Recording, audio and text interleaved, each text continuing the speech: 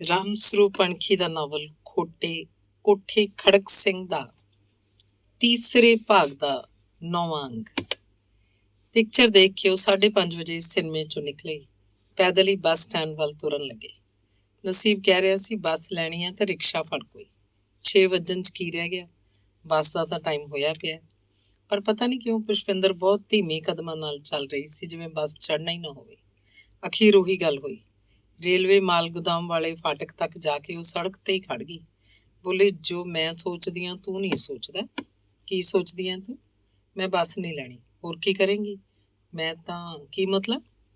ਚੱਲ ਸੰਘੇੜੀ ਚੱਲਦੇ ਹਾਂ, ਪੁਸ਼ਪਿੰਦਰ ਨੇ ਨੀਵੀਂ ਪਾ ਕੇ ਆਖਿਆ। ਸੰਘੇੜੀ? ਨਸੀਬ ਨੇ ਜੀਭ ਕੱਢੀ। ਕਿਉਂ? ਸੰਘੇੜੀ ਮਾਂ ਨੂੰ ਨਹੀਂ ਮਿਲਣਾ। ਪਰ ਕੀ ਡਰਦਾ ਹੈ? ਨਹੀਂ, ਡਰ ਤਾਂ ਕਾਹਦਾ। ਚੱਲ ਫਿਰ, ਆਥਣ ਹੋਇਆ ਵਿਆ। ਕਿੰਨੀ ਕੁ ਦੂਰ ਹੈ ਸੰਘੇੜੀ? ਕੋਈ ਬੱਸ ਨਹੀਂ ਜਾਂਦੀ ਇੱਥੋਂ। ਸੰਘੇੜੇ ਤਾਂ 1 ਮੀਲ ਹੈ ਸਾਰੇ ਇੱਥੋਂ। ਬੱਸ ਕੀ ਕਰਨੀ ਆ, ਤੁਰੇ ਹੀ ਚੱਲਦੇ ਆ, ਕਹੇ ਤਾਂ ਰਿਕਸ਼ਾ ਲੈ ਲੈਂਦੇ ਆ। ਮੀਲ ਕੀ ਹੁੰਦਾ ਹੈ? ਚੱਲ ਤੁਰ ਕੇ ਹੀ ਚੱਲ। ਉੱਥੋਂ ਹੀ ਵਾਪਸ ਮੁੜ ਪਏ। ਪ੍ਰਭਾਤ ਸਿਨੇਮਾ ਵੱਲ ਨਹੀਂ ਗਏ। ਨਹਿਰੂ ਦੇ ਬੁੱਤ ਤੋਂ ਸਦਰ ਬਾਜ਼ਾਰ ਨੂੰ ਹੀ ਸਿੱਧੇ ਹੋ ਗਏ। ਬਾਜ਼ਾਰ 'ਚ ਭੀੜ ਸੀ। ਕਾਰਾਂ, ਸਕੂਟਰ, ਸਾਈਕਲ ਤੇ ਬੇਸ਼ੁਮਾਰ ਹੱਥ ਰੇਹੜੀਆਂ ਤੇ ਖੱਚਰ ਗੱਡੀਆਂ। ਲੋਕਾਂ ਦੀ ਕੁਰਬਲ ਲੰਘਣ ਨੂੰ ਥਾਂ ਨਹੀਂ ਸੀ। ਉਹਨਾਂ ਨੂੰ ਲੱਗਿਆ ਜਿਵੇਂ ਕਿਸੇ ਜੰਗਲ 'ਚ ਦੀ ਗੁਜ਼ਰ ਰਹੇ ਹੋਣ। ਇੱਥੇ ਉਹਨਾਂ ਨੂੰ ਕੋਈ ਜਾਣਦਾ ਨਹੀਂ ਸੀ। ਜਿੱਥੇ ਮਰਜ਼ੀ ਖੜਨ, ਜਿੱਧਰ ਮਰਜ਼ੀ ਝਾਕਣ, ਕੋਈ ਵੀ ਖੜ ਕੇ ਗੱਲ ਕਰਨ, ਕੋਈ ਨਹੀਂ ਝਾਕਦਾ ਤਾੜਦਾ ਸੀ ਉਹਨਾਂ ਵੱਲ। ਛੱਤੇ ਖੂਹ ਚੌਂਕ ਕੋਲ ਜਾ ਕੇ ਪੁਸ਼ਪਿੰਦਰ ਕਹਿੰਦੀ, ਇੱਥੇ ਬਰਨਾਲੇ ਆ ਕੇ ਚੱਜ ਨਾਲ ਸਾਹ ਜੋ ਆਉਂਦਾ।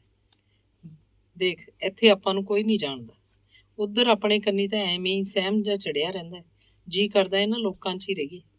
ਨਸੀਬ ਹੱਸ ਕੇ ਕਹਿੰਦਾ, ਜਦੋਂ ਇਹ ਲੋਕ ਸਿਆਣ ਹੋ ਗਏ ਤਾਂ ਇਹ ਵੀ ਵੈਰੀ ਹੋ ਜਾਣਗੇ।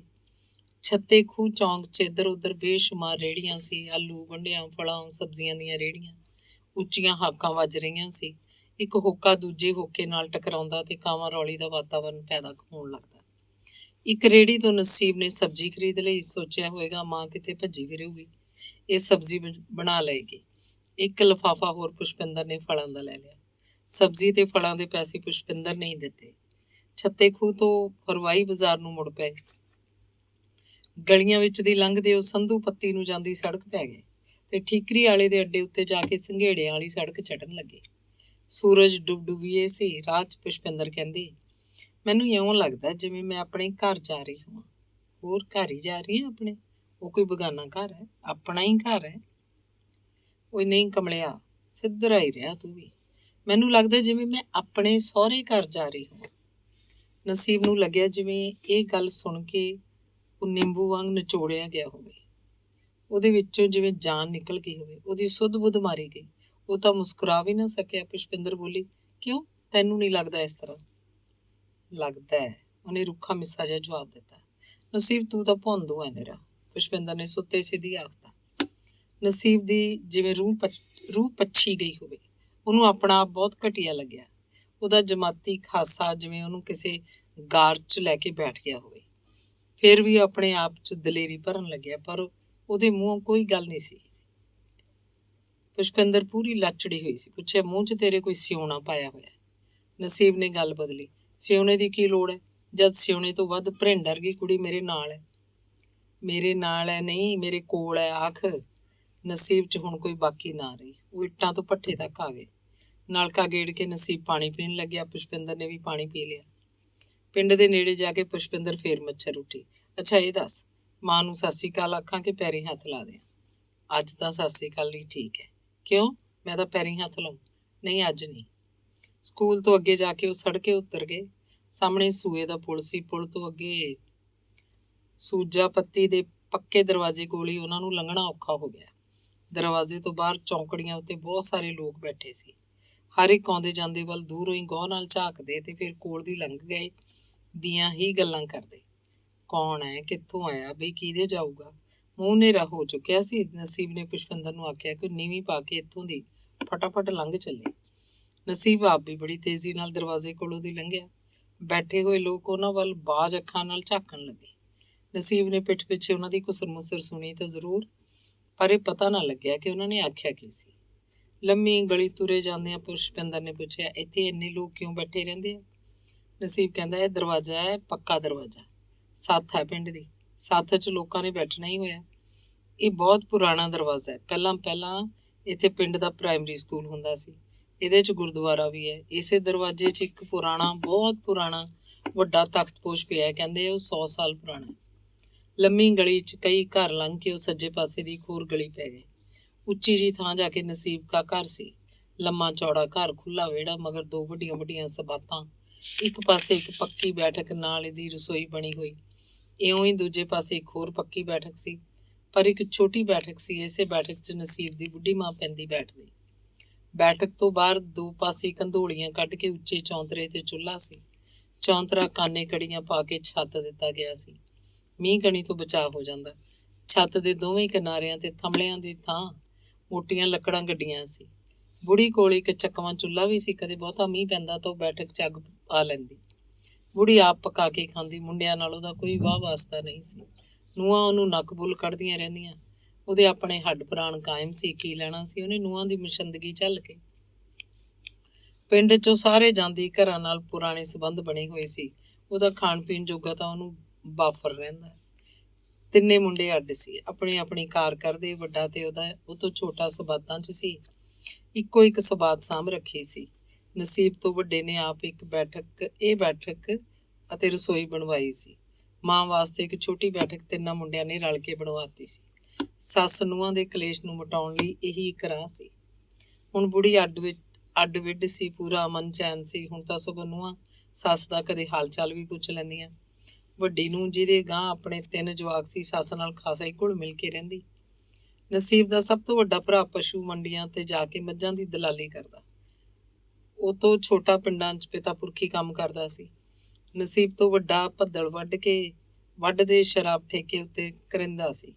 ਕਦੇ ਕਿਤੇ ਉਹਦਾ ਇਹੀ ਧੰਦਾ ਸੀ। 3 ਭਰਾ ਵਿਆਹੇ ਹੋਏ, ਜਵਾਕ ਜੱਲਿਆਂ ਵਾਲੇ ਸੀ।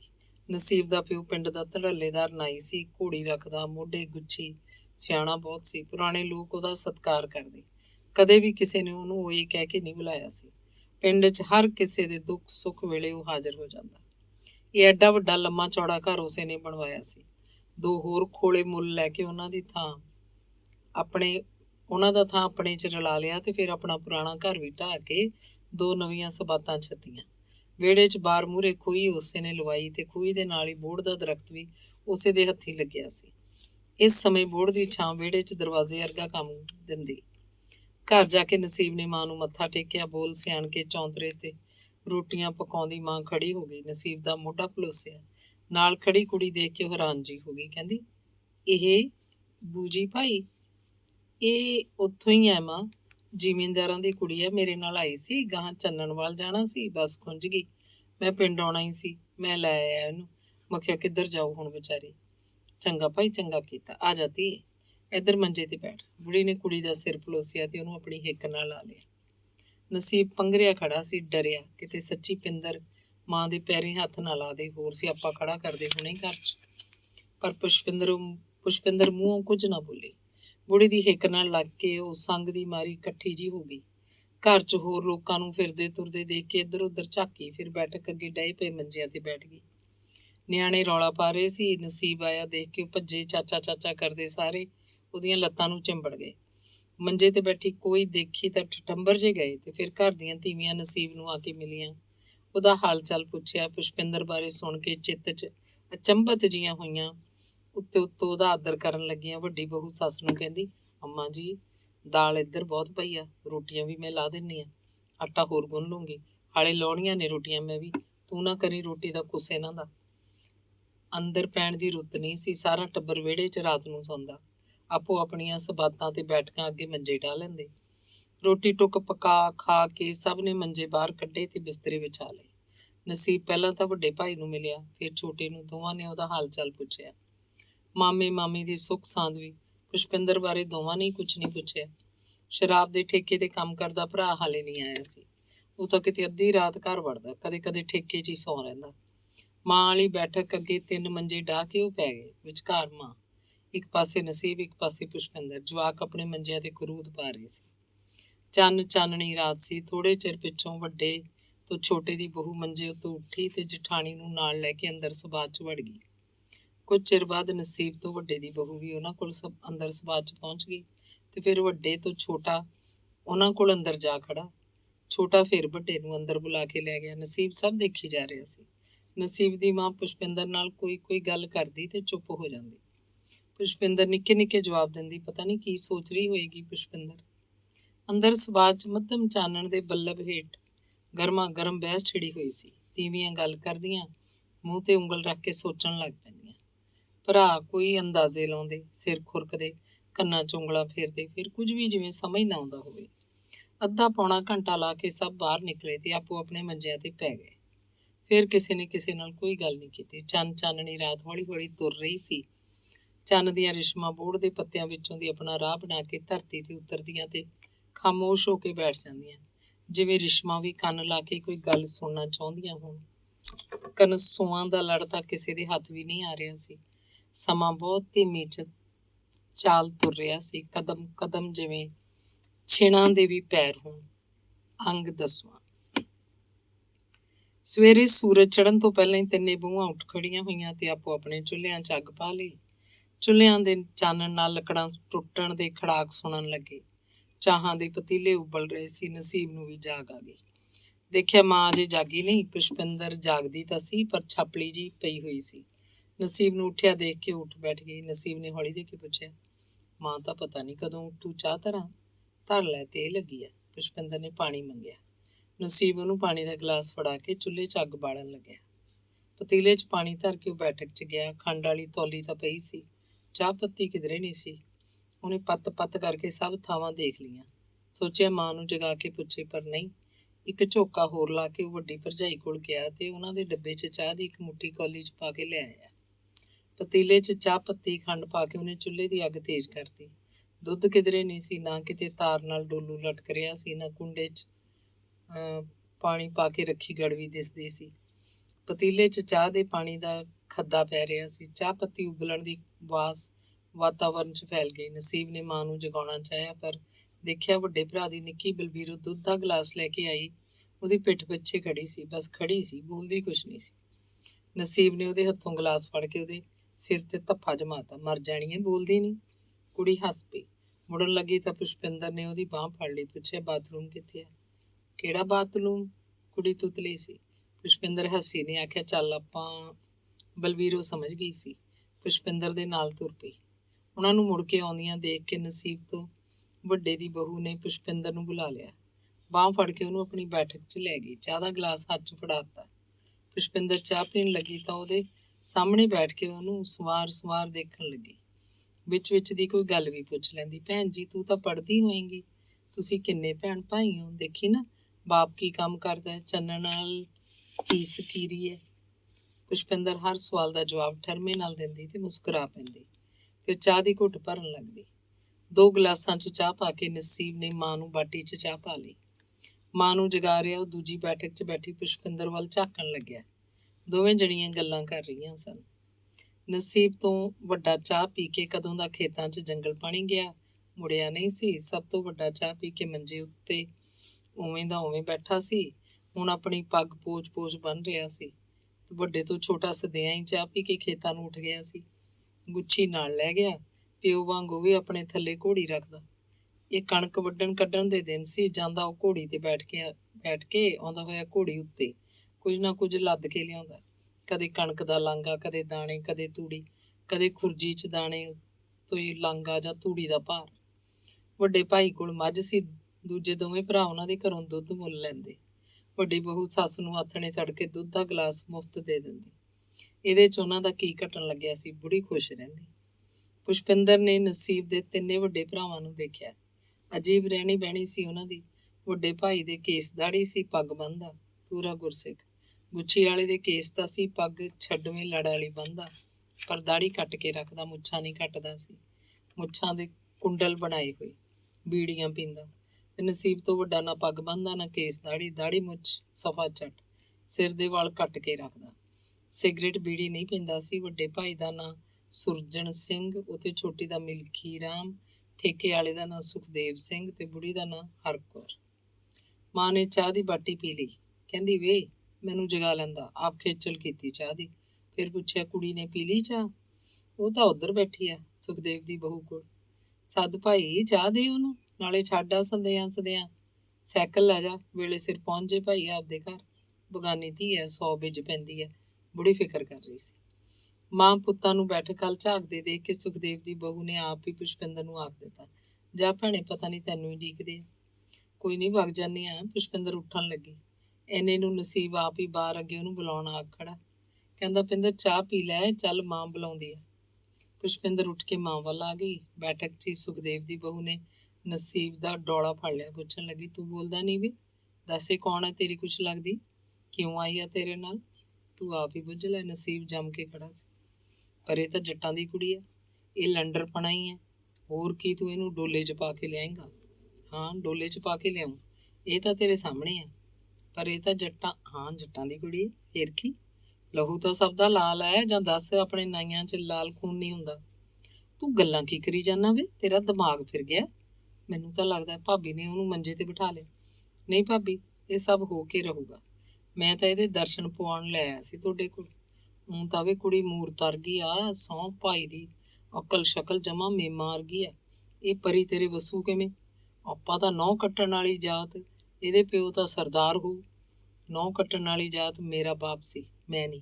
ਸਰਦਾਰ ਇਹਦਾ ਬਾਪ ਹੈ, ਇਹ ਨਹੀਂ। ਅਸੀਂ ਜਾਤਾਂ ਜੂਤਾਂ ਦੇ ਉੱਤੋਂ ਦੀ ਲੰਘ ਕੇ ਇਹ ਫੈਸਲਾ ਕੀਤਾ। ਇਸ ਫੈਸਲੇ ਨੂੰ ਸਾਲਾ ਕੋਈ ਰੱਬ ਵੀ ਨਹੀਂ ਰੋਕ ਸਕਦਾ। ਹੋਰ ਦੱਸ। ਇਹ ਚੰਗਾ ਦਿਉਰਾ, ਪਰ ਸਮਝ ਨਾਲ ਚੱਲਿਓ ਭਾਈ। ਸਾਡੀ ਅਕਲ 'ਚ ਤਾਂ ਇਹ ਗੱਲ ਆਉਂਦੀ ਨਹੀਂ ਭਾਈ। ਤੁਸੀਂ ਪੜ੍ਹੇ ਹੋਏ ਹੋ, ਅਕਲਵਾਨ ਹੋ, ਤੁਹਾਨੂੰ ਤਾਂ ਸਭ ਪਤਾ ਹੈ। ਤੁਸੀਂ ਤਾਂ ਸਭ ਕਰ ਲਓਗੇ। ਹਾਂ, ਇਹ ਤਾਂ ਹੁਣ ਕਰਾਂਗੇ ਹੀ। ਪਰ ਭਾਬੀ, ਹਾਲੇ ਇਹ ਗੱਲ ਸੁਖਦੇਵ ਕੋਲ ਨਾ ਕਰੇ, ਨਾ ਸੁਰਜਣ ਤੇ ਮਿਲਖੀ ਕੋਲ ਪਹੁੰਚੇ। ਬੇਬੇ ਨੂੰ ਵੀ ਨਾ ਦੱਸੀ। ਤੂੰ ਪੁੱਛ ਲਿਆ, ਮੈਂ ਦੱਸਦਾ। ਹਾਲੇ ਸਿਰ ਚੜ੍ਹ ਲੈ ਸਾਰੀ ਕਹਾਣੀ, ਫੇਰ ਹੀ ਸਵਾਦ ਹੈ ਦੱਸਣ ਦਾ। ਹਾਲੇ ਤਾਂ ਅਸੀਂ ਫੈਸਲਾ ਹੀ ਕੀਤਾ ਹੈ। ਪਾ ਕੇ ਪੈ ਗਈ ਗੱਲ, ਉਦੋਂ ਹੀ ਜਾਣਾਂਗੇ। ਤੂੰ ਮੂੰਹ ਜਿਹਾ ਦਿਖਾਉਣੀ ਹੈ, ਤੈਨੂੰ ਇਹ ਦੱਸਦਾ ਮੈਂ। ਨਾ ਵੀਰਾ, ਮੈਂ ਤਾਂ ਖੂਹ ਚੇਟਾਂ। ਦੂਜੇ ਕੰਨ ਸੋ ਹੋ ਗਏ ਤਾਂ ਜੋ ਮਰਜ਼ੀ ਡੰਡ ਦੇ ਲਈ, ਪਰ ਭਾਈ ਸਮਝ ਨਾਲ ਚੱਲੀ। ਸਿਉਨੇ ਵਰਗੀ ਦੇਹ ਹੈ ਤੇਰੀ, ਇਹਨੂੰ ਮਿੱਟੀ 'ਚ ਨਾ ਰੋਲ ਬੈਠੀ। ਉਹ ਤਾਂ ਸਭ ਸਮਝ ਨਾਲ ਹੀ ਚੱਲਾਂਗੇ ਭਾਬੀ। ਨਸੀਬ ਉੱਠ ਕੇ ਮਾਂ ਦੀ ਬੈਠਕ ਵੱਲ ਆ ਗਿਆ। ਪੁਸ਼ਪਿੰਦਰ ਨੇ ਥੋੜੀ ਜਿਹੀ ਚਾਹ ਪੀਤੀ ਸੀ। ਮਾਂ ਬਾਰ-ਬਾਰ ਹੋਰ ਚਾਹ ਪੀਣ ਲਈ ਆਖਦੀ। ਉਹ ਬਾਰ-ਬਾਰ ਜਵਾਬ ਦਿੰਦੀ, ਇੱਧਰ ਪੀ ਲਈ ਸੀ ਪਹਿਲਾਂ ਬੇਜੀ। ਤੇ ਫਿਰ ਨਸੀਬ ਕਾਹਲ ਕਰਨ ਲੱਗਿਆ, ਬਾਰ-ਬਾਰ ਆਖ ਰਿਹਾ ਸੀ, ਚੱਲ ਫਿਰ ਪਿੰਦਰ, ਛੱਡ ਆਵਾਂ ਤੈਨੂੰ। ਉਹ ਉੱਠ ਨਹੀਂ ਰਹੀ ਸੀ, ਜਿਵੇਂ ਜਾਣ ਬੁੱਝ ਕੇ ਦਿਨ ਚੜਾ ਰਹੀ ਹੋਵੇ। ਮਾਂ ਸਾਹਮਣੇ ਉਹ ਕੀ ਦੱਸਦੀ ਕਿ ਦੇਰ ਨਾਲ ਜਾਣਾ ਹੀ ਠੀਕ ਰਹੇਗਾ। ਚੰਨਣਵਾਲ ਵਾਲਿਆਂ ਨੂੰ ਸੱਚ ਤਾਂ ਲੱਗੇ ਵੀ ਕੁੜੀ ਕੋਠਿਆਂ ਤੋਂ ਚੱਲ ਕੇ ਆਈ ਹੈ। ਸਦਿਆਂ ਹੀ ਘਰ ਜਾ ਵੜੀ ਤਾਂ ਕੀ ਸੋਚਣਗੇ ਉਹ? ਦੱਸਣਾ ਤਾਂ ਹੈ ਨਹੀਂ ਕਿ ਰਾਤ ਰਾਹ 'ਚ ਕਿਧਰੇ ਕੱਟੀ ਹੈ। ਉਹ ਬਾਰ-ਬਾਰ ਨਸੀਬ ਵੱਲ ਝਾਕਦੀ, ਮਿੱਠਾ-ਮਿੱਠਾ ਘੂਰਦੀ, ਜਿਵੇਂ ਕਹਿ ਰਹੀ ਹੋਵੇ, ਬੁੱਧੂਆ, ਕਿਸੇ ਗੱਲ ਦਾ ਪਤਾ ਵੀ ਹੈ? ਹਰਕੁਰ ਬੁੜੀ ਸਿਆਣੀ ਸੀ। ਪੁਸ਼ਪਿੰਦਰ ਨੂੰ ਉੱਠਦੀ ਨਾ ਦੇਖ ਕੇ ਆਖਣ ਲੱਗੀ, ਤਾਂ ਨਹਾ ਲਾ ਪੁੱਤ, ਮੈਂ ਰੋਟੀਆਂ ਲਾ ਦਿੰਨੀ ਆ। 2-2 ਰੋਟੀਆਂ ਖਾ ਲਓ। ਚਾਹ ਨਾਲ ਖਾਣੀ ਹੈ, ਚਾਹ ਨਾਲ ਖਾ ਲਓ, ਨਹੀਂ ਲੱਸੀ ਵੀ ਰਿੜਕ ਲਈ ਹੋਣੀ ਹੈ। ਸੁਰਜਣ ਦੀ ਬਹੂ ਨੇ। ਘਰ 'ਚ ਖੂਹੀ ਸੀ, ਪਰ ਖੂਹੀ ਦੇ ਇੱਕ ਪਾਸੇ ਨਿੱਕਾ ਜਿਹਾ ਗੁਸਲਖਾਨਾ ਬਣਾ ਕੇ ਵਾਟਰ ਬਾਕਸ ਦੇ ਪਾਣੀ ਦੀ ਇੱਕ ਟੂਟੀ ਵਿੱਚ ਤੇ ਇੱਕ ਟੂਟੀ ਬਾਹਰ ਉਹਨਾਂ ਨੇ ਲਵਾ ਛੱਡੀ ਸੀ। ਬੰਦੇ ਤਾਂ ਘਰ 'ਚ ਬਾਹਰ ਵੀ ਕਿਧਰੇ ਨਹਾ ਲੈਂਦੇ। ਅਸਲ 'ਚ ਤਾਂ ਇਹ ਨਿੱਕਾ ਗੁਸਲਖਾਨਾ ਬੁੜੀਆਂ ਕੁੜੀਆਂ ਦੇ ਨਹਾਉਣ ਲਈ ਹੀ ਸੁਰਜਣ ਨੇ ਬਣਵਾ ਲਿਆ ਸੀ। ਸਾਂਝੇ ਘਰ ਦਾ।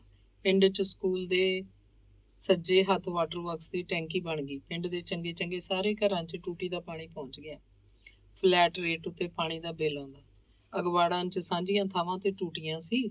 ਜਦ ਤੋਂ ਟੂਟੀਆਂ ਲੱਗੀਆਂ, ਖੂਹਾਂ ਨਲਕਿਆਂ ਤੋਂ ਪਾਣੀ ਲੈਣਾ ਘੱਟ ਹੋ ਗਿਆ। ਟੂਟੀ ਦਾ ਪਾਣੀ ਚੱਲ ਰਿਹਾ ਸੀ। ਪੁਸ਼ਪਿੰਦਰ ਗੁਸਲਖਾਨੇ 'ਚ ਵੜੀ ਤੇ ਨਹਾਉਣ ਲੱਗੀ। ਸਾਬਣ, ਤੇਲ, ਤੌਲੀਆ, ਗੜਵੀ, ਬਾਲਟੀ ਨਸੀਬ ਨੇ ਪਹਿਲਾਂ ਹੀ ਰੱਖਤੀ ਸੀ। ਲੂਣ ਪਾ ਕੇ ਬੇਸਣੇ ਪਰੌਂਠੇ ਸੁਰਜਣ ਦੀ ਬਹੂ ਨੇ ਪਕਾ ਦਿੱਤੇ। 5-6 ਪਰੌਂਠੇ ਪੌਣੇ 'ਚ ਵਲੇਟ ਸੰਵਾਰ ਕੇ ਬੁੜੀ ਦੀ ਬੈਠਕ 'ਚ ਰੱਖ ਗਈ। ਲੱਸੀ ਦਾ ਜੱਗ ਤੇ ਕੌਲੀ ਵੀ, ਵਿੱਚ ਮੱਖਣੀ। ਪੁਸ਼ਪਿੰਦਰ ਤੋਂ ਬਾਅਦ ਨਸੀਬ ਵੀ ਨਹਾ ਲਿਆ। ਸਿਰ ਵਾਹ ਕੇ ਪੁਸ਼ਪਿੰਦਰ ਜਾਣ ਲਈ ਤਿਆਰ ਹੋ ਗਈ।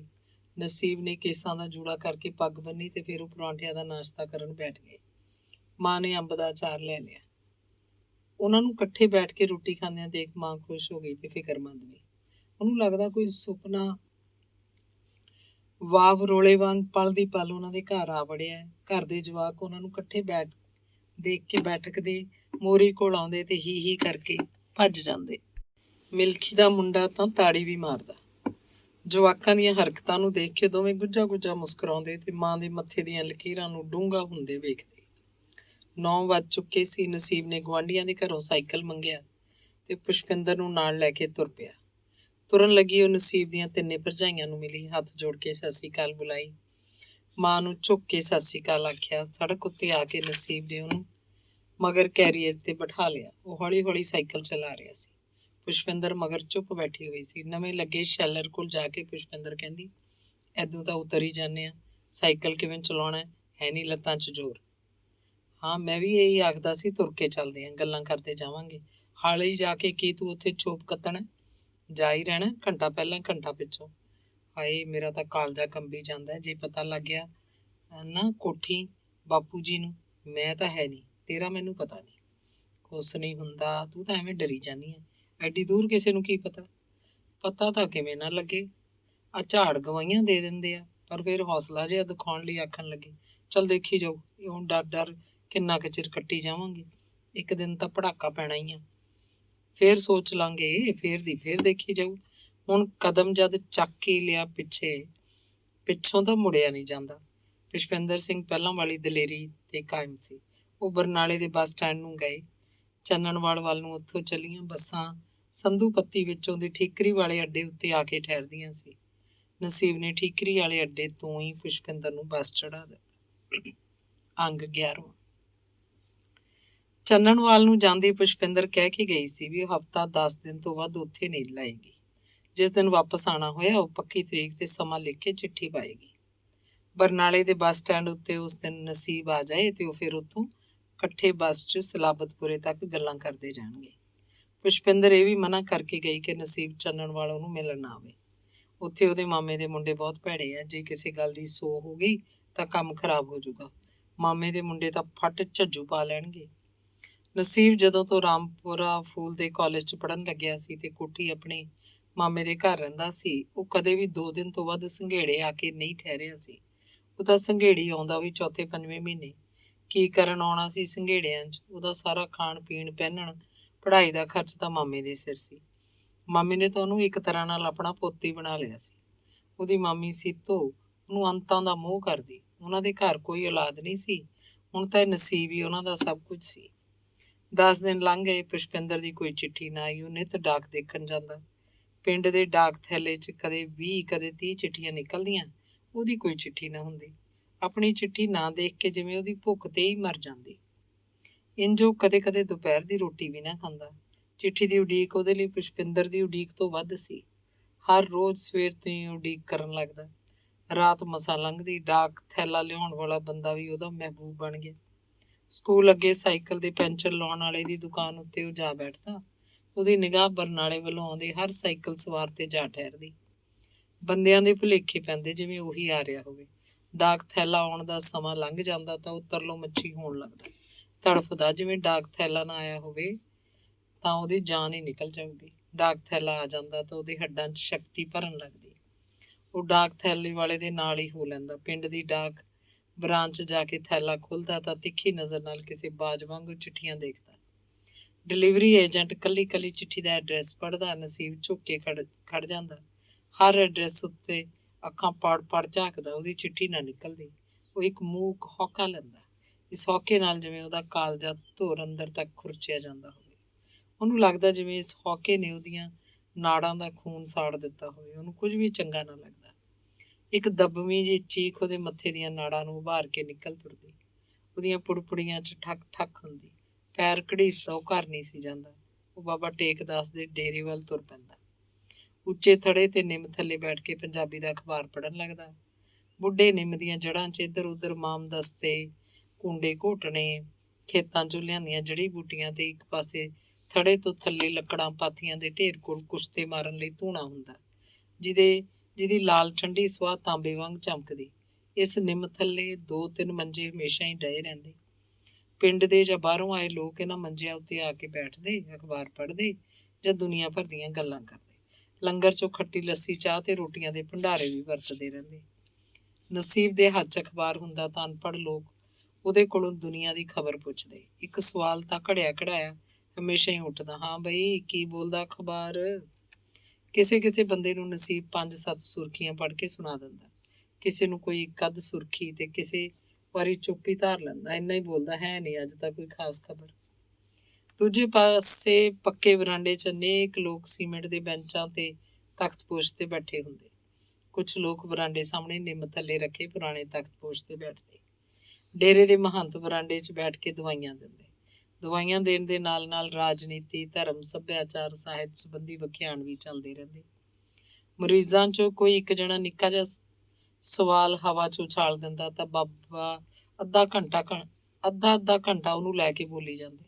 ਸਾਹਮਣੇ ਵੱਡਾ ਮੇਜ਼ ਤੇ ਅਨੇਕਾਂ ਪ੍ਰਕਾਰ ਦੀਆਂ ਸ਼ੀਸ਼ੀਆਂ, ਖੱਬੇ ਹੱਥ ਦਵਾਈਆਂ ਦੀ ਅਲਮਾਰੀ, ਕੁਰਸੀ ਉੱਤੇ ਬੈਠੇ ਬਾਬਾ ਜੀ ਪੱਥਰ ਦੀ ਕਾਲੀ ਕੁੰਡੀ 'ਚ ਕੁਝ ਨਾ ਕੁਝ ਰਗੜ ਰਹੇ ਹੁੰਦੇ। ਇਹ ਕੁੰਡੀ ਨੂੰ ਇੱਕ ਤਰ੍ਹਾਂ ਨਾਲ ਅਕਸੀਰਾਂ ਦੀ ਖਾਣ ਸੀ। ਇਸ ਕੁੰਡੀ 'ਚ ਰਗੜੀ ਮਿੱਟੀ ਵੀ ਸੰਜੀਵਨੀ ਬਣ ਉੱਠਦੀ। ਬਾਬਿਆਂ ਦੇ ਹੱਥ ਰਸ ਸੀ, ਨਹੀਂ ਤਾਂ ਦਵਾਈਆਂ ਉਹੀ ਸੀ ਜੋ ਕੁੱਲ ਦੁਨੀਆ ਦੇ ਵੈਦ ਹਕੀਮ ਵਰਤਦੇ। ਦੂਰ ਦੂਰ ਦੇ ਪਿੰਡਾਂ ਤੋਂ ਚੱਲ ਕੇ ਲੋਕ ਇੱਥੇ ਆਉਂਦੇ। ਧਾਗੇ ਤਵੀਤਾਂ ਤੇ ਹਥੌਲਿਆਂ ਦੀ ਦੁਨੀਆ ਤੋਂ ਪਰੇ ਜਾ ਕੇ ਉਹ ਮਰੀਜ਼ਾਂ ਨਾਲ ਸਰੀਰ ਵਿਗਿਆਨ ਦੀ ਦ੍ਰਿਸ਼ਟੀ ਤੋਂ ਗੱਲ ਕਰਦੇ। ਬਾਬਿਆਂ ਦਾ ਨਿੱਗਰ ਭਰਵਾਂ ਸਰੀਰ, ਬਦਾਮੀ ਰੰਗ ਦਾ ਦਰਸ਼ਨੀ ਚਿਹਰਾ, ਖੁੱਲੀ ਭੂਰੀ ਦਾੜੀ, ਉਤੇੜ ਚਾਦਰ ਤੇ ਗਲ ਖੁੱਲਾ ਬੰਗਾਲੀ ਕਮੀਜ਼ ਪਹਿਨਦੇ। ਸਿਰ ਉੱਤੇ ਪੂਣੀ ਕਰਕੇ ਬੰਨੀ ਪੱਗ। ਤਿੰਨਾਂ ਬਸਤਰਾਂ ਦਾ ਰੰਗ ਵੀ ਬਦਾਮੀ ਭਗਵਾਂ ਹੁੰਦਾ। ਹਿੰਦੀ ਤੇ ਪੰਜਾਬੀ ਦਾ ਸਾਹਿਤ ਉਹਨਾਂ ਦਾ ਕਾਫੀ ਪੜ੍ਹਿਆ ਹੋਇਆ ਸੀ। ਜ਼ਬਾਨ ਉੱਤੇ ਨਿੱਤ ਵਰਤੋਂ ਦੇ ਅੰਗਰੇਜ਼ੀ ਸ਼ਬਦ ਵੀ ਰਹਿੰਦੇ। ਮਰੀਜ਼ਾਂ ਤੋਂ ਛੁੱਟ ਉਹਨਾਂ ਕੋਲ ਹੋਰ ਲੋਕ ਵੀ ਆਉਂਦੇ। ਕਾਂਗਰਸੀ, ਅਕਾਲੀ, ਕਮਿਊਨਿਸਟ ਵਿਚਾਰਾਂ ਦੇ ਲੋਕ, ਵੈਦ, ਅਧਿਆਪਕ, ਸਿਹਤ ਸਭੀ, ਰਮਤੇ ਫਕੀਰ, ਮਾਨਸਿਕ ਦੁੱਖਾਂ ਦੇ ਭੰਨੇ ਜਾਂ ਫਿਰ ਰੋਟੀ ਚਾਹ ਨੂੰ ਗੇੜਾ ਦੇਣ ਵਾਲੇ। ਬਾਬੇ ਸਵੇਰੇ ਦਿਨ ਚੜ੍ਹਦੇ ਤੋਂ ਦੁਪਹਿਰ ਤੱਕ, ਉਧਰੋਂ ਪਿਛਲੇ ਪਹਿਰ ਤੋਂ ਆਥਣ ਤੱਕ ਦਵਾਈਆਂ ਦਿੰਦੇ। ਉੱਥੇ ਬੈਠੇ ਹੀ ਸਭ ਨੂੰ ਮਿਲਦੇ, ਦੁੱਖ ਸੁੱਖ ਪੁੱਛਦੇ, ਆਉਣ ਵਾਲੇ ਦੀ ਭਾਵਨਾ ਸਮਝਦੇ ਤੇ ਉਹਦਾ ਕਸ਼ਟ ਨਿਵਾਰਨ ਕਰਦੇ। ਚੰਦਾ ਲੈਣ ਵਾਲੇ ਚੰਦਾ ਲੈ ਜਾਂਦੇ। ਸਿਆਸੀ ਪਾਰਟੀਆਂ, ਧਾਰਮਿਕ ਸੰਗਠਨ, ਵਿਦਿਅਕ ਸੰਸਥਾਵਾਂ, ਸਮਾਜਿਕ ਜਥੇਬੰਦੀਆਂ ਤੇ ਇਲਾਕੇ ਦੀਆਂ ਸਿਹਤ ਸਭਾਵਾਂ ਕਦੇ ਵੀ ਆ ਕੇ ਬਾਬਿਆਂ ਦੇ ਦਰ ਮਲ ਲੈਂਦੀਆਂ। ਉਹ ਦਿਲ ਖੋਲ ਕੇ ਅਗਲਿਆਂ ਦੀ ਇੱਛਾ ਪੂਰਤੀ ਕਰਦੇ। ਡੇਰੇ ਦੀ ਪੌਣੇ 300 ਵਿਗੇ ਜ਼ਮੀਨ ਸੀ। ਦਵਾਈ ਬੂਟੀ ਕਰਨ 'ਚੋਂ ਉਹਨਾਂ ਨੂੰ ਬਥੇਰਾ ਪੈਸਾ ਆਉਂਦਾ। ਸਾਰੇ ਦਾ ਸਾਰਾ ਪੁੰਨ ਲੇਖੇ ਲੱਗ ਜਾਂਦਾ। ਬਾਬੇ ਨਿਸ਼ਕਾਮ ਬਿਰਤੀ ਦੇ ਇਨਸਾਨ ਸੀ। ਦੁਨੀਆ ਨੂੰ ਸਮਝਦੇ, ਵਿਚਾਰਦੇ, ਦੁਨੀਆ 'ਚ ਰਹਿੰਦੇ। ਪਿੰਡ 'ਚ ਜਾਂ ਇਲਾਕੇ 'ਚ ਕਿਧਰੇ ਵੀ ਕਿਸੇ ਦੇ ਘਰ ਗੁਰੂ ਗ੍ਰੰਥ ਸਾਹਿਬ ਦੇ ਪਾਠ ਦਾ ਭੋਗ ਪੈਂਦਾ, ਸਪਤਾਹ ਹੁੰਦਾ, ਉਹਨਾਂ ਨੂੰ ਬੁਲਾਇਆ ਗਿਆ ਹੁੰਦਾ ਤਾਂ ਉਹ ਹਰ ਹਾਲਤ 'ਚ ਆਪਣਾ ਸਕੂਟਰ ਲੈ ਕੇ ਪਹੁੰਚਦੇ। ਧਾਰਮਿਕ ਸੰਸਥਾਵਾਂ ਦੇ ਸਮਾਗਮਾਂ ਵਿੱਚ ਸ਼ਾਮਿਲ ਹੁੰਦੇ। ਸਾਹਿਤਿਕ ਇਕੱਠਾਂ 'ਚ ਜਾ ਆਉਂਦੇ। ਕਦੇ ਕਦੇ ਕਵਿਤਾ ਵੀ ਪੜ੍ਹਦੇ। ਨਿੰਮ ਥੱਲੇ ਮੰਜੇ ਉੱਤੇ ਬੈਠਾ ਨਸੀਬ ਅਖਬਾਰ ਪੜ੍ਹ ਰਿਹਾ ਹੁੰਦਾ ਜਾਂ ਉਂਝੀ ਨੀਵੀਂ ਪਾਈ ਬੈਠਾ ਹੁੰਦਾ। ਜਦੋਂ ਹੀ ਬਾਬਿਆਂ ਨੂੰ ਦੇਖਦਾ, ਖੜਾ ਹੋ ਕੇ ਮਹਾਰਾਜ ਆਖਦਾ।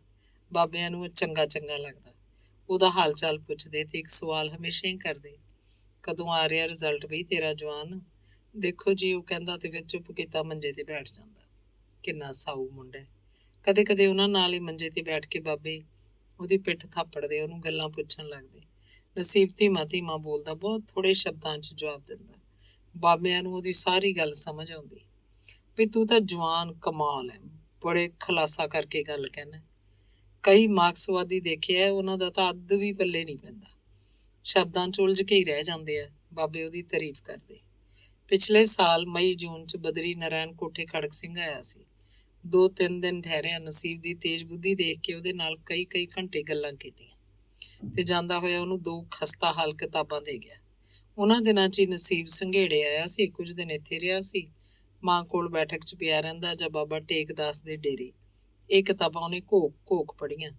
ਉਹਨੂੰ ਇਹ ਕਿਤਾਬਾਂ ਹੁਣ ਵੀ ਦਿਲਚਸਪ ਲੱਗਦੀਆਂ। ਟੇਕਦਾਸ ਦੇ ਡੇਰੇ ਆਉਂਦਾ, ਉਹ ਇੱਕ ਕਿਤਾਬ ਹੱਥ 'ਚ ਫੜ ਲਿਆਉਂਦਾ। ਕਿਸੇ ਤੋਂ ਨਸੀਬ ਨੇ ਸੁਣਿਆ ਕਿ ਕੱਲ੍ਹ ਐਤਵਾਰ ਨੂੰ 1 ਵਜੇ ਬਰਨਾਲੇ ਲੇਖਕ ਸਭਾ ਦੀ ਕੋਈ ਸਾਹਿਤਕ ਗੋਸ਼ਟੀ ਹੈ। ਇਲਾਕੇ ਦੇ ਲੇਖਕਾਂ ਤੋਂ ਬਿਨਾਂ ਬਾਹਰੋਂ ਵੀ ਕੁਝ ਇੱਕ ਨਾਮਵਰ ਲੇਖਕ ਆਉਣਗੇ। ਨਾਵਲ ਸੰਬੰਧੀ ਕੋਈ ਪੇਪਰ ਪੜ੍ਹਿਆ ਜਾਣਾ। ਐਤਵਾਰ ਨੂੰ ਉਹ 12 ਵਜੇ ਬਰਨਾਲੇ ਪਹੁੰਚ ਗਿਆ। ਅੰਗ 12ਵਾਂ। ਨਸੀਬ ਨੂੰ ਸਾਥੀ ਆਲੋਚਕ ਦੀਆਂ ਗੱਲਾਂ ਚੰਗੀਆਂ ਲੱਗੀਆਂ। ਆਪਣੇ ਪੇਪਰ 'ਚ ਉਹਨੇ ਰਸੂਲ ਹਮਜ਼ਤੋਵ ਦੀ ਪੁਸਤਕ ਮੇਰਾ ਦਾਗਿਸਤਾਨ ਦਾ ਕਈ ਵਾਰ ਜ਼ਿਕਰ ਕੀਤਾ ਸੀ। ਰੂਸੀ ਨਾਵਲਾਂ ਦੀਆਂ ਉਦਾਹਰਨਾਂ ਦੇਣ ਵਾਲੇ ਉਹਨੇ ਬਹੁਤ ਚੰਗੇ ਸ਼ਬਦ 'ਚ ਅਸਲੀ ਇਨਸਾਨ ਦੀ ਕਹਾਣੀ ਦਾ ਨਾਂ ਲਿਆ। ਇਸ ਨਾਂ ਨੇ ਨਾਵਲ ਬਾਰੇ ਪਹਿਲਾਂ ਵੀ ਨਸੀਬ ਨੇ ਸੁਣਿਆ ਹੋਇਆ ਸੀ। ਸਾਥੀ ਆਲੋਚਕ ਸਭ ਨਾਲ ਹੱਥ ਮਿਲਾ ਰਿਹਾ ਸੀ। ਲੱਗਦਾ ਸੀ ਜਾ ਰਿਹਾ। ਨਸੀਬ ਨੇ ਵੀ ਉਹਦੇ ਨਾਲ ਹੱਥ ਮਿਲਾਇਆ। ਪੁੱਛਿਆ ਕਿ ਅਸਲੀ ਇਨਸਾਨ ਦੀ ਕਹਾਣੀ ਨਾਵਲ ਜਿਹਦਾ ਉਹਨਾਂ ਨੇ ਜ਼ਿਕਰ ਕੀਤਾ ਕਿੱਥੋਂ ਮਿਲ ਸਕਦਾ? ਸਾਥੀ ਆਲੋਚਕ ਕਹਿੰਦਾ, ਬਈ ਵਾਹ, ਇਹ ਤਾਂ ਆਮ ਮਿਲ ਜਾਂਦਾ, ਜਿੱਥੋਂ ਮਰਜ਼ੀ ਲੈ ਲਓ। ਮਾਸਕੋ ਵਾਲਿਆਂ ਨੇ ਛਾਪਿਆ, 4-5 ਰੁਪਏ ਮੁੱਲ ਹੈ ਸਾਰਾ। ਇੱਥੋਂ ਬੱਸ ਸਟੈਂਡ ਦੀ ਬੁੱਕ ਸਟਾਲ ਤੋਂ ਪਤਾ ਕਰ ਲਿਆ। ਨਸੀਬ ਸਾਥੀ ਆਲੋਚਕ ਦੇ ਨਾਲ ਹੀ ਤੁਰ ਪਿਆ। ਹੰਡਿਆਇਆ ਬਾਜ਼ਾਰ ਤੋਂ ਉਹ ਗਲੀਆਂ 'ਚ ਦੀ ਬੱਸ ਸਟੈਂਡ ਨੂੰ ਜਾ ਰਹੇ ਸੀ। ਸਾਥੀ ਆਲੋਚਕ ਨੇ ਪਹਿਲਾਂ ਤਾਂ ਨਸੀਬ ਦਾ ਜਾਇਜ਼ਾ ਲਿਆ ਕਿ ਉਹਨੇ ਪਹਿਲਾਂ ਕੀ ਕੁਝ ਪੜ੍ਹਿਆ, ਉਹਦੀ ਕਿੰਨੀ ਕੁ ਸਮਝ ਆਈ। ਇੱਕ ਦੋ ਸਵਾਲ ਪੁੱਛੇ ਤੇ ਫਿਰ ਉਹਨੂੰ ਅਸਲੀ ਇਨਸਾਨ ਦੀ ਕਹਾਣੀ ਬਾਰੇ ਦੱਸਣ ਲੱਗਿਆ। ਤੇ ਉਹ ਦੂਜੀ ਕਿਤਾਬ ਮੇਰਾ ਦਾਗਿਸਤਾਨ ਵੀ ਇੱਥੋਂ ਹੀ ਮਿਲ ਜੂ, ਉਹ ਕਿੰਨੀ ਕੁ ਮਹਿੰਗੀ ਹੈ? ਨਸੀਬ ਨੇ ਪੁੱਛਿਆ। ਮਹਿੰਗੀ ਕਿਹੜੀ ਹੈ? ਉਹ ਵੀ ਮਾਸਕੋ ਦੀ ਪ੍ਰਕਾਸ਼ਨ ਹੈ, 4-5 ਦੀ ਹੋਊ, ਉਹ ਵੀ ਲੈ ਲੈ, ਉਹ ਵੀ ਪੜ੍ਹਨ ਵਾਲੀ ਚੀਜ਼ ਹੈ, ਉਹ ਵੀ ਨਾਵਲ ਹੈ। ਸਾਥੀ ਆਲੋਚਕ ਮੁਸਕਰਾਇਆ, ਕਹਿੰਦਾ ਇਹ ਵਧੀਆ ਗੱਲ ਪੁੱਛੀ ਹੈ। ਮੇਰਾ ਦਾਗਿਸਤਾਨ ਇੱਕ ਅਜਿਹੀ ਕਿਤਾਬ ਹੈ ਜਿਹਨੂੰ ਤੁਸੀਂ ਨਾਵਲ ਆਖ ਲਓ ਤਾਂ ਵੀ ਠੀਕ ਹੈ, ਕਹਾਣੀ ਸੰਗ੍ਰਹਿ ਕਹੋ ਤਾਂ ਵੀ ਠੀਕ ਹੈ, ਉਹ ਕਵਿਤਾਵਾਂ ਦਾ ਸੰਗ੍ਰਹਿ ਵੀ ਹੈ। ਉਹਦੀ ਤਾਂ ਇੱਕ ਇੱਕ ਲਾਈਨ ਜਿਵੇਂ ਕਵਿਤਾ ਹੋਵੇ। ਲੇਖਾਂ ਦਾ ਸੰਗ੍ਰਹਿ ਤਾਂ ਹੈ ਹੀ। ਲੇਖਕ ਦੀ ਸ਼ੈਲੀ 'ਚ ਨਾਟਕੀਅਤਾ ਵੀ ਪੂਰੀ ਹੈ। ਅਜੀਬ ਕਿਸਮ ਦੀ ਕਿਤਾਬ ਹੈ ਮੇਰਾ ਦਾਗਿਸਤਾਨ। ਅਜਿਹੀ ਕਿਤਾਬ ਨਾ ਤਾਂ ਸੰਸਾਰ 'ਚ ਪਹਿਲਾਂ ਕਿਸੇ ਨੇ ਲਿਖੀ ਸੀ, ਨਾ ਕੋਈ ਸ਼ਾਇਦ ਲਿਖ ਸਕੇਗਾ। ਖਾਸ ਕਰਕੇ ਲੇਖਕ ਲੋਕਾਂ ਲਈ ਤਾਂ ਉਹ ਬਾਈਬਲ ਹੈ, ਧਰਮ ਪੁਸਤਕ ਵਰਗੀ ਇੱਕ ਸਾਹਿਤ ਰਚਨਾ। ਜਿੱਥੋਂ ਮਰਜ਼ੀ ਖੋਲ ਕੇ ਪੜ੍ਹਨ ਲੱਗ ਪਓ, ਜਿਵੇਂ ਉੱਥੇ ਹੀ ਸ਼ੁਰੂ ਹੋ ਜਾਂਦੀ ਹੋਵੇ। ਜਿੱਥੋਂ ਵੀ ਪੜ੍ਹੋ ਚੰਗੀ ਚੰਗੀ ਲੱਗਦੀ ਹੈ। ਜੀਵਨ ਦੇ ਸਾਰੇ ਤੱਤ ਕੁੱਜੇ 'ਚ ਸਮੁੰਦਰ ਬੰਦ ਕਰਨ ਵਾਂਗ ਰਸੂਲ ਹਮਜ਼ਾ ਤੋਂ ਨੇ ਇਸ ਪੁਸਤਕ 'ਚ ਭਰ ਦਿੱਤੇ ਹੈ। ਫਿਰ ਤਾਂ ਕਮਾਲ ਹੈ ਜੀ ਇਹ ਕਿਤਾਬ। ਹਾਂ, ਲੇਖਕਾਂ ਦੇ ਇਕੱਠ 'ਚ ਤੁਸੀਂ ਕਿਤੇ ਵੀ ਚਲੇ ਜਾਓ, ਲੋਕ ਰਸੂਲ ਹਮਜ਼ਾ ਤੋਂ ਦੀਆਂ ਗੱਲਾਂ ਕਰਨਗੇ। ਬੱਸ ਸਟੈਂਡ ਆ ਗਿਆ। ਸਾਥੀ ਆਲੋਚਕ ਪਹਿਲਾਂ ਉਹਨੂੰ ਬੁੱਕ ਸਟਾਲ ਤੇ ਲੈ ਕੇ ਗਿਆ।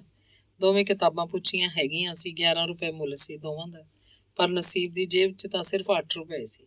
3 ਰੁਪਏ ਸਾਥੀ ਆਲੋਚਕ ਨੇ ਆਪਣੇ ਕੋਲੋਂ ਦੇ ਦਿੱਤੇ। ਨਸੀਬ ਸੰਕੋਚ ਮੰਨ ਰਿਹਾ ਸੀ। ਸਾਥੀ ਕਹਿੰਦਾ, ਬਈ ਤੂੰ ਇਹ ਕਿਤਾਬਾਂ ਪੜ੍ਹਨ ਨੂੰ ਦਿਲ ਕੱਢਿਆ ਤਾਂ ਪੜ੍ਹ, ਫਿਰ ਪੈਸਿਆਂ ਦੀ ਕਿਹੜੀ ਗੱਲ ਹੈ? ਫੇਰ ਕੀ ਪਤਾ ਕਿਤਾਬ ਮਿਲੇ ਨਾ ਮਿਲੇ। ਨਸੀਬ ਸਾਥੀ ਨੂੰ ਚਾਹ ਪਿਆਉਣੀ ਚਾਹੁੰਦਾ ਸੀ, ਪਰ ਉਸ ਕੋਲ ਤਾਂ ਇਹੀ 8 ਰੁਪਏ ਸੀ। ਸਾਥੀ ਨੇ ਨਸੀਬ ਨਾਲ ਘੁੱਟ ਕੇ ਹੱਥ ਮਿਲਾਇਆ। ਸੰਗਰੂਰ ਵਾਲੀ ਬੱਸ 'ਚ ਜਾ ਬੈਠਾ। ਨਸੀਬ ਸਾਈਕਲ ਲੈ ਕੇ ਆਇਆ ਸੀ। ਸੰਘੇੜੇ ਪਹੁੰਚਿਆ। ਦਿਨ ਛਿਪਣ ਵਾਲਾ ਸੀ। ਵਾਯੂਮੰਡਲ 'ਚ ਕਣਕ ਦੀ ਤੂੜੀ ਦੀ ਗਰਦ ਸੀ। ਇੱਧਰੋਂ ਉੱਧਰੋਂ ਡਰਮੀਆਂ ਚੱਲਣ ਦੀ ਆਵਾਜ਼ ਆ ਰਹੀ ਸੀ। ਥ੍ਰੈਸ਼ਰਾਂ ਉੱਤੇ ਕੰਮ ਕਰਦੇ ਲੋਕਾਂ ਨੂੰ ਕੰਨ ਪਾਈ ਆਵਾਜ਼ ਮਸਾਂ ਸੁਣਦੀ ਹੋਏਗੀ। ਘਰ ਪਹੁੰਚ ਕੇ ਨਸੀਬ ਨੇ ਪਾਣੀ ਦੀ ਟੂਟੀ ਛੱਡ ਲਈ ਤੇ ਕੱਪੜੇ ਲਾ ਕੇ ਨਹਾਉਣ ਬਹਿ ਗਿਆ। ਦੋਵੇਂ ਕਿਤਾਬਾਂ ਦਾ ਚਾਅ ਉਹਦੇ ਲੂੰ 'ਚ ਫੁਰਤੀ ਲੈ ਆਇਆ। ਉਹਨੂੰ ਪੁਸ਼ਪਿੰਦਰ ਦਾ ਖਿਆਲ ਵਿਸਰਦਾ ਜਾਪਿਆ। ਉਹਨੇ ਬੈਠਕ ਸਾਹਮਣੇ ਵਿਹੜੇ 'ਚ ਮੰਜਾ ਢਾ ਲਿਆ, ਬਿਸਤਰਾ ਸਰਾਣੇ ਰੱਖ ਲਿਆ। ਝੱਟ ਬਾਅਦ ਕਿਤਾਬ ਦਾ ਪਹਿਲਾ ਭਾਗ ਸ਼ੁਰੂ ਕਰ ਲਿਆ। ਸਿਤਾਰੇ ਅਜੇ ਵੀ ਝਿਲਮਿਲਾ ਰਹੇ ਸੀ, ਤੇਜ਼ ਤੇ ਸੀਤਲ, ਪਰ ਪੂਰਬ 'ਚ ਲੋ ਲੱਗਣੀ ਸ਼ੁਰੂ ਹੋ ਚੁੱਕੀ ਸੀ। ਪੜ੍ਹਦਾ ਗਿਆ, ਸਾਹ ਰੋਕ ਰੋਕ ਜਿਵੇਂ ਇੱਕੋ ਘੁੱਟ 'ਚ ਸਾਰੀ ਦੀ ਸਾਰੀ ਕਿਤਾਬ ਪੀ ਜਾਣੀ ਹੋਵੇ। 6ਵਾਂ ਕਾਂਡ ਖਤਮ ਕੀਤਾ। ਅੱਖਰ ਧੁੰਦਲੇ ਧੁੰਦਲੇ ਦਿਸਣ ਲੱਗੇ। ਕਿਤਾਬ ਅੱਖਾਂ ਦੇ ਬਹੁਤ ਨਜ਼ਦੀਕ ਲਿਆ ਕੇ ਪੜ੍ਹਨ ਨਾਲ ਵੀ ਅੱਖਰ ਨਹੀਂ ਬੋਲਦੇ। ਅਖੀਰ ਮਾਂ ਹੀ ਬੋਲੀ, ਵੇ ਭਾਈ ਕਿਉਂ ਦੀਦੇ ਗਾਲੇ ਆ? ਬੱਤੀ ਜਗਾ ਲੈ, ਨਹੀਂ ਸਰਦਾ ਜੀ। ਦੱਬੀ ਮਾਂ ਬਟਨ। ਉਹਨੇ ਕਾਹਲ ਨਾਲ ਆਖਿਆ। ਮਾਂ ਨੇ ਬੈਠਕ 'ਚ ਜਾ ਕੇ ਸਵਿੱਚ ਦੱਬੀ। ਵਿਹੜੇ ਦੇ ਬੱਲਬ ਦੀ ਰੌਸ਼ਨੀ ਚਿੱਟੀ ਚਾਦਰ ਵਾਂਗ ਧਰਤੀ ਤੇ ਵਿਛ ਗਈ। ਨਸੀਬ ਨੇ ਫੇਰ ਕਿਤਾਬ ਮੁੱਧੀ ਮਾਰਤੀ। 2 ਡੰਗਾਂ ਦੇ ਭੁੱਖੇ ਵਾਂਗ ਰੋਟੀ ਦੀਆਂ ਬੁਰਕੀਆਂ ਨਿਗਲਣ ਲੱਗਿਆ। ਚੁੱਪ ਕਰਕੇ ਪਾਣੀ ਪੀਣ ਲੱਗਿਆ ਤਾਂ ਹੱਥੂ ਆ ਗਿਆ। ਚੌਂਤਰੇ ਤੇ ਮਾਂ ਬੋਲੀ, ਵੇ ਹੌਲੀ ਝੁਲਸ ਨਜੱਸਾ, ਕੋਈ ਮਗਰ ਪਿਆ ਤਾਂ ਨਹੀਂ ਪਿਆ ਹੋਇਆ? ਕਰਕੇ ਕਿਹੜਾ ਦਿਨ ਨਹੀਂ ਚੜ੍ਹਨਾ, ਇਹ ਕੱਲ ਪੜ੍ਹ ਲਈ। ਮਾਂ ਆਪਦੀ ਨੂੰ ਪਹਾੜ ਜਿੱਡਾ ਦਿਨ ਪਿਆ ਹੁੰਦਾ ਸਾਰਾ। ਉਹ ਹੱਸਣ ਲੱਗ ਪਿਆ। ਚੰਗੀ ਤਰ੍ਹਾਂ ਖੰਘ ਕੇ ਪਾਣੀ ਦੀਆਂ 2 ਘੁੱਟਾਂ ਹੋਰ ਭਰੀਆਂ। ਫਿਰ ਹੌਲੀ ਹੌਲੀ ਰੋਟੀ ਖਾਣ ਲੱਗਿਆ। ਰੋਟੀ ਖਾ ਕੇ ਥਾਲੀ ਗਲਾਸ ਮਾਂ ਕੋਲ ਧਰ ਆਇਆ। ਟੂਟੀ ਤੇ ਆ ਕੇ ਹੱਥ ਧੋਤੇ, ਮੂੰਹ ਸਾਫ਼ ਕੀਤਾ, ਅੱਖਾਂ ਤੇ ਪਾਣੀ ਦੇ ਛਿੱਟੇ ਮਾਰ ਲਏ। ਕਿਤਾਬ ਉਵੇਂ ਜਿਵੇਂ ਮੁੱਧੀ ਦੀ ਮੁੱਧੀ ਚੁੱਕ ਕੇ ਕੰਧੋਲੀ ਤੇ ਰੱਖਤੀ। ਬਿਸਤਰਾ ਵਿਛਾਲਿਆ। ਕੰਧੋਲੀ ਤੋਂ ਕਿਤਾਬ ਚੁੱਕ ਕੇ ਮਾਂ ਨੂੰ ਆਖਿਆ, ਭਾਂਡਾ ਟਿੰਡਾ ਸਾਂਭ ਕੇ ਪੈਣ ਲੱਗੀ ਇੱਕ ਚਾਹ ਦਾ ਗਲਾਸ ਬਣਾ ਦੀ ਮਾਂ, ਅੱਜ ਖਾਸੀ ਰਾਤ ਤੱਕ ਪੜ੍ਹਨਾ ਮੈਂ। ਕੋਈ ਨਹੀਂ, ਚੰਗਾ ਭਾਈ। ਬੱਲਬ ਵੱਲ ਉਹਦਾ ਸਰਾਣਾ ਸੀ। ਬਿਜਲੀ ਦਾ ਚਾਨਣ ਇੰਨਾ ਤਿੱਖਾ ਨਹੀਂ ਸੀ। ਕਿਤਾਬ ਦੀ ਛਪਾਈ ਮੋਤੀਆਂ ਵਰਗੀ ਸੀ। ਅੱਖਰ ਪੜ੍ਹੇ ਜਾਂਦੇ ਖਾਸੀ ਤੇਜ਼ੀ ਨਾਲ। ਨਸੀਬ ਨੇ 7ਵਾਂ ਕਾਂਡ ਸ਼ੁਰੂ ਕੀਤਾ। ਕੋਈ 9 ਵਜੇ ਮਾਂ ਨੇ ਚਾਹ ਦਾ ਗਲਾਸ ਉਹਦੇ ਹੱਥ ਫੜਾਇਆ। ਉਹ ਕਾਫੀ ਪੰਧ ਮੁਕਾ ਬੈਠਾ ਸੀ। ਉਹਨੂੰ ਕੋਈ ਸੁਰਤ ਨਹੀਂ ਸੀ ਰਹੀ। ਉਹਨੇ 3 ਭਰਾਵਾਂ 'ਚੋਂ ਕੌਣ ਕਦੋਂ ਘਰ ਆਇਆ, ਉਹਦੇ ਮੰਜੇ ਕੋਲ ਕਿਹੜੇ ਕਿਹੜੇ ਜਵਾਕ ਆਏ, ਕੀ ਆਖ ਕੇ ਭੱਜ ਗਏ, ਉਹਦੀਆਂ ਭਰਜਾਈਆਂ ਜਵਾਕਾਂ ਨੂੰ ਕੀ ਝਿੜਕਦੀਆਂ ਬੋਲਦੀਆਂ ਗਾਲਾਂ ਦਿੰਦੀਆਂ ਰਹੀਆਂ। ਫਿਰ ਕਦੋਂ ਸਾਰੇ ਮਾਹੌਲ 'ਚ ਚੁੱਪਚਾਪ ਛਾ ਗਈ। ਚਾਹ ਪੀ ਕੇ ਉਹ ਫੇਰ ਪੜ੍ਹਨ ਲੱਗ ਪਿਆ। ਇੰਨੀ ਦਿਲਚਸਪ ਰਚਨਾ ਉਹਨੇ ਪਹਿਲਾਂ ਕਦੀ ਨਹੀਂ ਸੀ ਪੜ੍ਹੀ। ਦਲੇਰੀ, ਸਾਹਸ, ਦੇਸ਼ ਭਗਤੀ, ਜਵਾਨੀ ਦਾ ਤੇਜ਼ ਸ਼ੂਕ ਦਾ ਦਰਿਆ, ਕੁਝ ਇਸ ਤਰ੍ਹਾਂ ਦੀ ਸ਼ੈਲੀ ਕਿ ਪਾਠਕ ਰਚਨਾ ਦੇ ਨਾਲ ਨਾਲ ਨਹੀਂ ਸਗੋਂ ਅੱਗੇ ਅੱਗੇ ਤੁਰਦਾ ਲੱਗਦਾ। ਕਮਾਲ ਦਾ ਦਿਲਚਸਪ ਦ੍ਰਿਸ਼ ਵਰਣਨ, ਕਵਿਤਾ ਵਰਗੇ ਫਿਕਰਿਆਂ ਫਿਕਰੇ ਫਿਕਰਿਆਂ 'ਚ ਜਿਉਂਦੀ ਅਹਿਸਾਸ ਦਾ ਉਠਾਓ।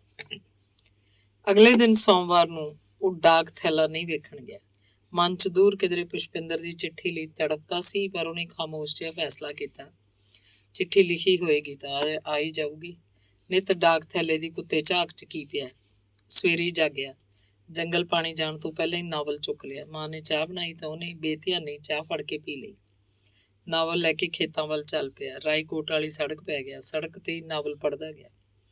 ਬਾਜੀਗਰਾਂ ਦੀਆਂ ਕੁੱਲੀਆਂ ਵੱਲ ਜਾ ਕੇ ਉਹ ਜੰਗਲ ਪਾਣੀ ਹੋਇਆ। ਟੋਭੇ ਉੱਤੇ ਹੱਥ ਧੋ ਲਏ। ਮੁੜਦਾ ਹੋਇਆ ਵੀ ਨਾਵਲ ਪੜ੍ਹਦਾ ਆਇਆ।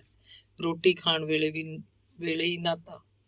ਰਾਤ ਤੱਕ ਉਹਨੇ 2 ਭਾਗ ਮੁਕਾ ਕੇ ਤੀਜਾ ਭਾਗ ਸ਼ੁਰੂ ਕਰ ਲਿਆ। ਤੀਜੇ ਭਾਗ ਦਾ ਚੌਥਾ ਖੰਡ ਪੜ੍ਹ ਕੇ ਉਹਨੇ ਕਿਤਾਬ ਮੁੱਧੀ ਮਾਰਤੀ। ਸੋਚਣ ਲੱਗ ਪਿਆ, ਕਿਸੇ ਦੀ ਚਿੱਠੀ ਦੀ ਉਡੀਕ ਕਿੰਨੀ ਤਕਲੀਫ ਦੇਹ ਹੁੰਦੀ ਹੈ। ਬਨੌਟੀ ਪੈਰਾਂ ਵਾਲਾ ਅਲੈਕਸੇਈ ਲਾਲ ਵਾਲਾਂ ਵਾਲੀ ਜਿਨੋਚਕਾ ਦੀ ਮਦਦ ਨਾਲ ਨੱਚਣਾ ਸਿੱਖ ਲੈਂਦਾ ਹੈ। ਨਾਚ ਦੀਆਂ ਇਹਨਾਂ ਵਰਜਿਸ਼ਾਂ ਦੇ ਨਤੀਜੇ ਵਜੋਂ ਇੰਜ ਮਹਿਸੂਸ ਕਰਨ ਲੱਗਦਾ ਹੈ ਜਿਵੇਂ ਉਹਦੇ ਬਨੌਟੀ ਪੈਰ ਉਹਦੀਆਂ ਲੱਤਾਂ ਨਾਲ ਹੀ ਪਿਉਂਦੇ ਗਏ ਹੋਣ। ਅਲੈਕਸੇਈ ਪੂਰਾ ਖੁਸ਼ ਹੈ। ਉਹਨੂੰ ਸਿਰਫ ਇੱਕੋ ਫਿਕਰ ਹੈ ਕਿ ਓਲਿਆਂ ਦੀ ਚਿੱਠੀ ਕਿਉਂ ਨਹੀਂ ਆ ਰਹੀ। 1 ਮਹੀਨਾ ਗੁਜ਼ਰ ਗਿਆ, ਚਿੱਠੀ ਨਹੀਂ ਆ ਰਹੀ। ਫਿਰ ਇੱਕ ਦਿਨ ਚਿੱਠੀ ਆ ਜਾਂਦੀ ਹੈ। ਨਾਚ ਦਾ ਸਬਕ ਚੱਲ ਰਿਹਾ ਹੁੰਦਾ ਹੈ। ਜਿਨੋਚਕਾ ਨੂੰ ਕਮਰੇ ਵਿੱਚ ਘਰ ਗੁੱਸੇ 'ਚ ਹੈਰਾਨ ਖੜੀ ਛੱਡ ਕੇ ਤੇ ਬਾਰੀ ਵਿੱਚੋਂ ਹੀ ਹੱਥ ਵਿੱਚ ਸੋਟੀ ਫੜੀ ਕਾਲੇ ਸਿਰ ਵਾਲੇ ਬੁਰਨਾਜ਼ਿਆਨ ਦੇ ਹੱਥੋਂ ਚਿੱਠੀ ਖੋਹ ਕੇ ਅਲੈਕਸੇਈ ਉੱਥੇ ਦੌੜ ਜਾਂਦਾ ਹੈ। ਝੀਲ ਵੱਲ ਜਾ ਕੇ ਸਰਸਰ ਕਰਦੇ ਕਾਨਿਆਂ 'ਚ ਉਹਦੀ ਰਾਹ ਬਣਾਉਂਦਾ। ਉੱਲੀ ਲੱਗੀ ਸਿਲ ਉੱਤੇ ਬੈਠ ਕੇ ਉਹ ਲਿਫਾਫਾ ਖੋਲ੍ਹਦਾ। ਉਹਦੀ ਨਜ਼ਰ ਇੱਕਦਮ ਚਿੱਠੀ ਦੀ ਆਖਰੀ ਸਤਰ ਤੇ ਪੈਂਦੀ ਹੈ। ਪਿਆਰੇ, ਇਹ ਵੀ ਕੈਸਾ ਪਿਆਰ ਹੋਇਆ ਜਿਹੜਾ ਕੁਰਬਾਨੀ ਕਰਨ ਤੋਂ ਡਰਦਾ ਹੋਵੇ। ਅਜੀਬ ਆਦਮੀ ਹੈ ਤੂੰ ਵੀ, ਅਜੀਬ ਆਦਮੀ। ਤੇਰੇ ਨਾਲ ਭਾਵੇਂ ਕੁਝ ਵੀ ਕਿਉਂ ਨਾ ਵਾਪਰ ਜਾਏ, ਤੂੰ ਆਈ ਤੇ ਆ ਕੇ ਦੇਖ ਲਈ ਕਿ ਮੈਂ ਤੇਰਾ ਹਰ ਵੇਲੇ ਹਰ ਹਾਲਤ 'ਚ ਇੰਤਜ਼ਾਰ ਕਰ ਰਹੀ ਹਾਂ। ਮੈਂ ਤੇਰੇ ਬਾਰੇ ਕਿੰਨਾ ਸੋਚਦੀ ਰਹਿੰਦੀ ਹਾਂ। ਤੇ ਤੂੰ ਜਾਣ ਲੈ, ਜਦੋਂ ਤੱਕ ਮੈਂ ਜਿਉਂਦੀ ਹਾਂ ਉਦੋਂ ਤੱਕ ਇਸ ਦੁਨੀਆ 'ਚ ਕੋਈ ਐਸੀ ਥਾਂ ਹੈ ਜਿੱਥੇ ਤੇਰੀ ਉਡੀਕ ਹੋ ਰਹੀ ਹੈ। ਜਿਸ ਹਾਲ 'ਚ ਵੀ ਤੂੰ ਆਏ ਤੇਰੀ ਉਡੀਕ ਹੋ ਰਹੀ ਹੋਏਗੀ।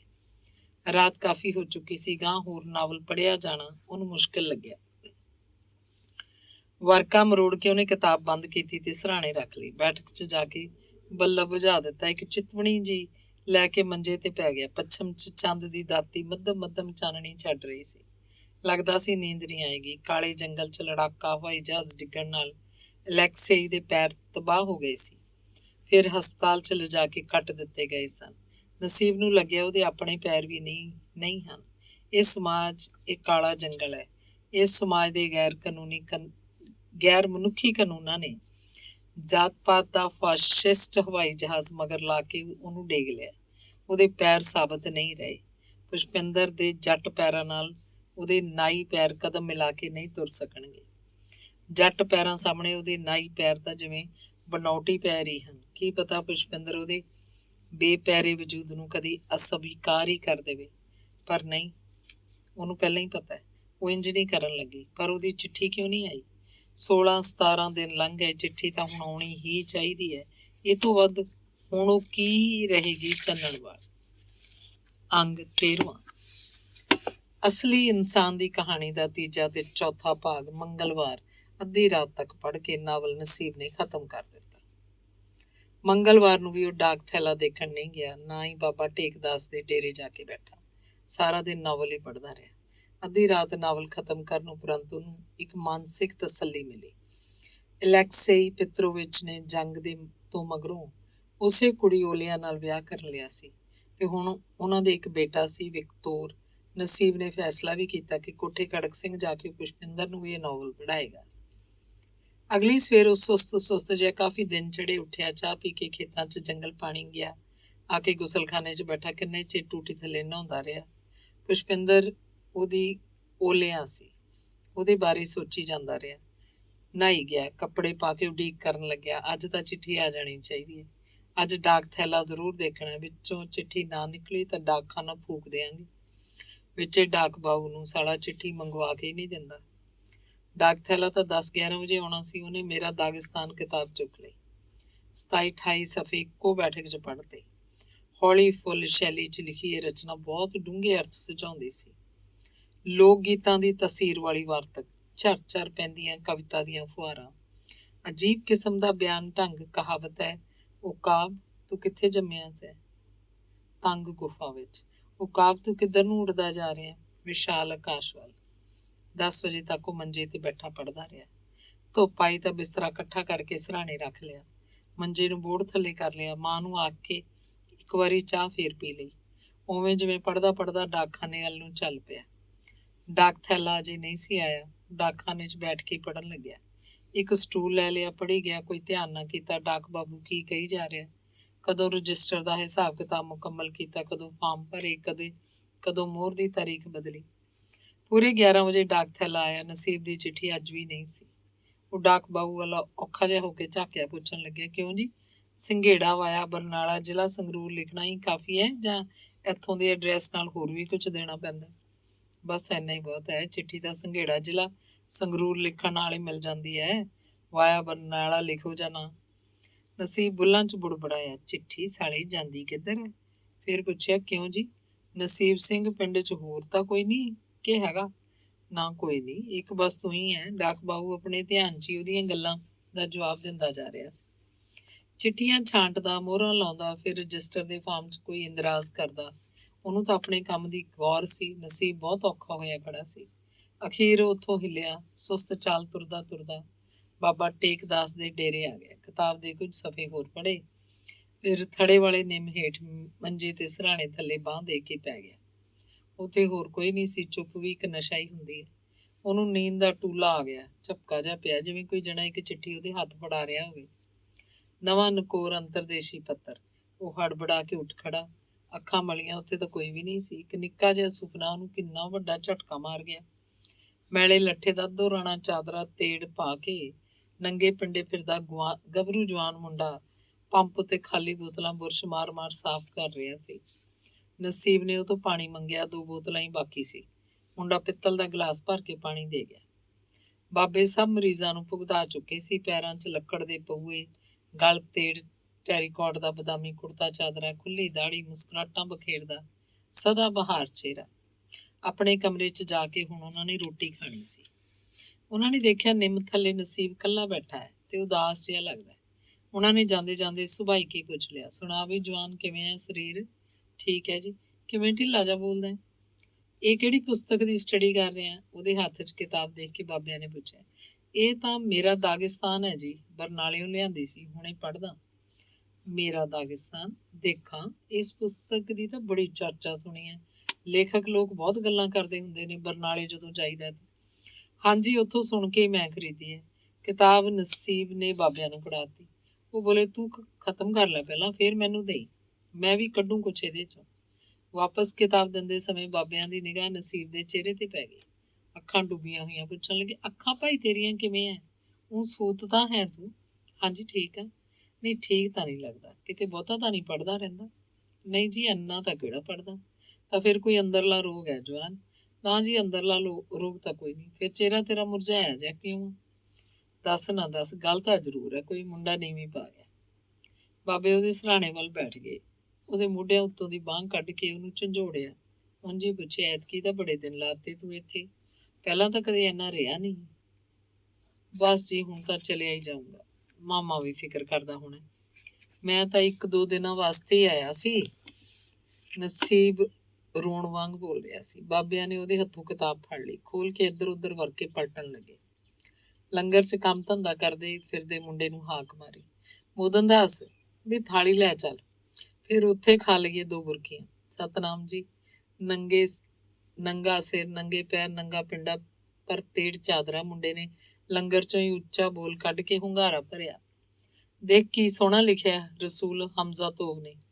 ਕਿਤਾਬ 'ਚੋਂ ਬਾਬਿਆਂ ਨੇ ਪੜ੍ਹ ਕੇ ਸੁਣਾਇਆ, ਜੇ 20 ਸਾਲ ਦੀ ਉਮਰ 'ਚ ਤੁਹਾਡੇ 'ਚ ਕੋਈ ਤਾਕਤ ਨਹੀਂ ਤਾਂ ਕਦੀ ਆਸ ਹੀ ਨਾ ਰੱਖੋ ਕਿ ਕਦੀ ਆਏਗੀ, ਕਿਉਂਕਿ ਇਹ ਨਹੀਂ ਆਏਗੀ। ਜੇ 30 ਸਾਲਾਂ ਦੀ ਉਮਰੇ ਤੁਹਾਨੂੰ ਸਮਝ ਨਹੀਂ ਆਈ ਤਾਂ ਆਸ ਹੀ ਨਾ ਰੱਖੋ ਕਿ ਆਏਗੀ, ਕਿਉਂਕਿ ਇਹ ਨਹੀਂ ਆਏਗੀ। ਜੇ 40 ਸਾਲਾਂ ਦੇ ਹੋ ਕੇ ਵੀ ਤੁਹਾਡੇ ਕੋਲ ਪੈਸੇ ਨਹੀਂ ਤਾਂ ਆਸ ਹੀ ਨਾ ਰੱਖੋ ਕਿ ਆਉਣਗੇ, ਕਿਉਂਕਿ ਨਹੀਂ ਆਉਣਗੇ। ਕਿਤਾਬ ਬੰਦ ਕਰਕੇ ਉਹਨਾਂ ਨੇ ਨਸੀਬ ਨੂੰ ਫੜਾਈ ਤੇ ਫਿਰ ਆਖਿਆ, ਤੂੰ ਪੜ੍ਹ ਲੈ ਪਹਿਲਾਂ, ਫਿਰ ਮੈਨੂੰ ਦੇਈ, ਤੇ ਫਿਰ ਕਿ ਆ ਜਾ, ਫਿਰ ਭੋਜਨ ਛਕ ਲੈ। ਬਸ ਜੀ, ਰੋਟੀ ਤਾਂ ਕਿਉਂ? ਵਾਹ, ਲੰਗਰ 'ਚ ਬੈਠ ਕੇ ਖਾ ਲੈ, ਚਾਹ ਬਣਵਾ ਲੈ। ਬਾਬਿਆਂ ਦੇ ਮੁੰਡੇ ਨੂੰ ਫਿਰ ਹਾਕ ਮਾਰੀ, ਮੋਦਨ ਦਾਸ ਵੀ ਨਸੀਬ ਨੂੰ ਚਕਾ ਭੋਜਨ, ਇੱਥੇ ਆਪਣੇ ਕੋਲ ਹੀ ਸੱਦ ਲੈ, ਚਾਹ ਕਰਦੀ। ਫਿਰ ਵਿਦਿਆਰਥੀ ਦਾ ਤਾਂ ਮਹਾਂਯੱਗ ਹੁੰਦਾ। ਨਸੀਬ ਚਾਹੁੰਦਾ ਸੀ ਅੰਦਰ ਬੈਠ ਕੇ ਉਹ ਬਾਬਿਆਂ ਕੋਲ ਆਪਣਾ ਦਿਲ ਫਰੋਲੇ। ਬਾਬੇ ਸੱਜਣ ਪੁਰਸ਼ ਤੇ ਵਿਦਵਾਨ ਹਨ, ਕੀ ਹੈ ਕੋਈ ਸਿੱਖ ਮਤ ਮਿਲ ਜਾਵੇ ਤੇ ਇਹ ਤਾਪ ਵਾਂਗ ਹੱਡਾਂ ਨੂੰ ਚਮੜਿਆ ਪੁਸ਼ਪਿੰਦਰ ਦਾ ਖਿਆਲ ਕਿਤੇ ਉਹਨੂੰ ਕਿਸੇ ਗਾਰ 'ਚ ਹੀ ਨਾ ਲਿਜਾ ਸੁੱਟੇ। ਜੱਕੋ ਤੱਕੀ 'ਚ ਪਿਆ ਉਹ ਥਾਂ ਦੀ ਥਾਂ ਬੈਠਾ ਰਿਹਾ। ਬਾਬਿਆਂ ਕੋਲ ਅੰਦਰ ਕਮਰੇ 'ਚ ਜਾਣ ਦਾ ਹੌਸਲਾ ਉਹਦੇ ਕੋਲ ਇਕੱਠਾ ਨਹੀਂ ਹੋ ਰਿਹਾ ਸੀ।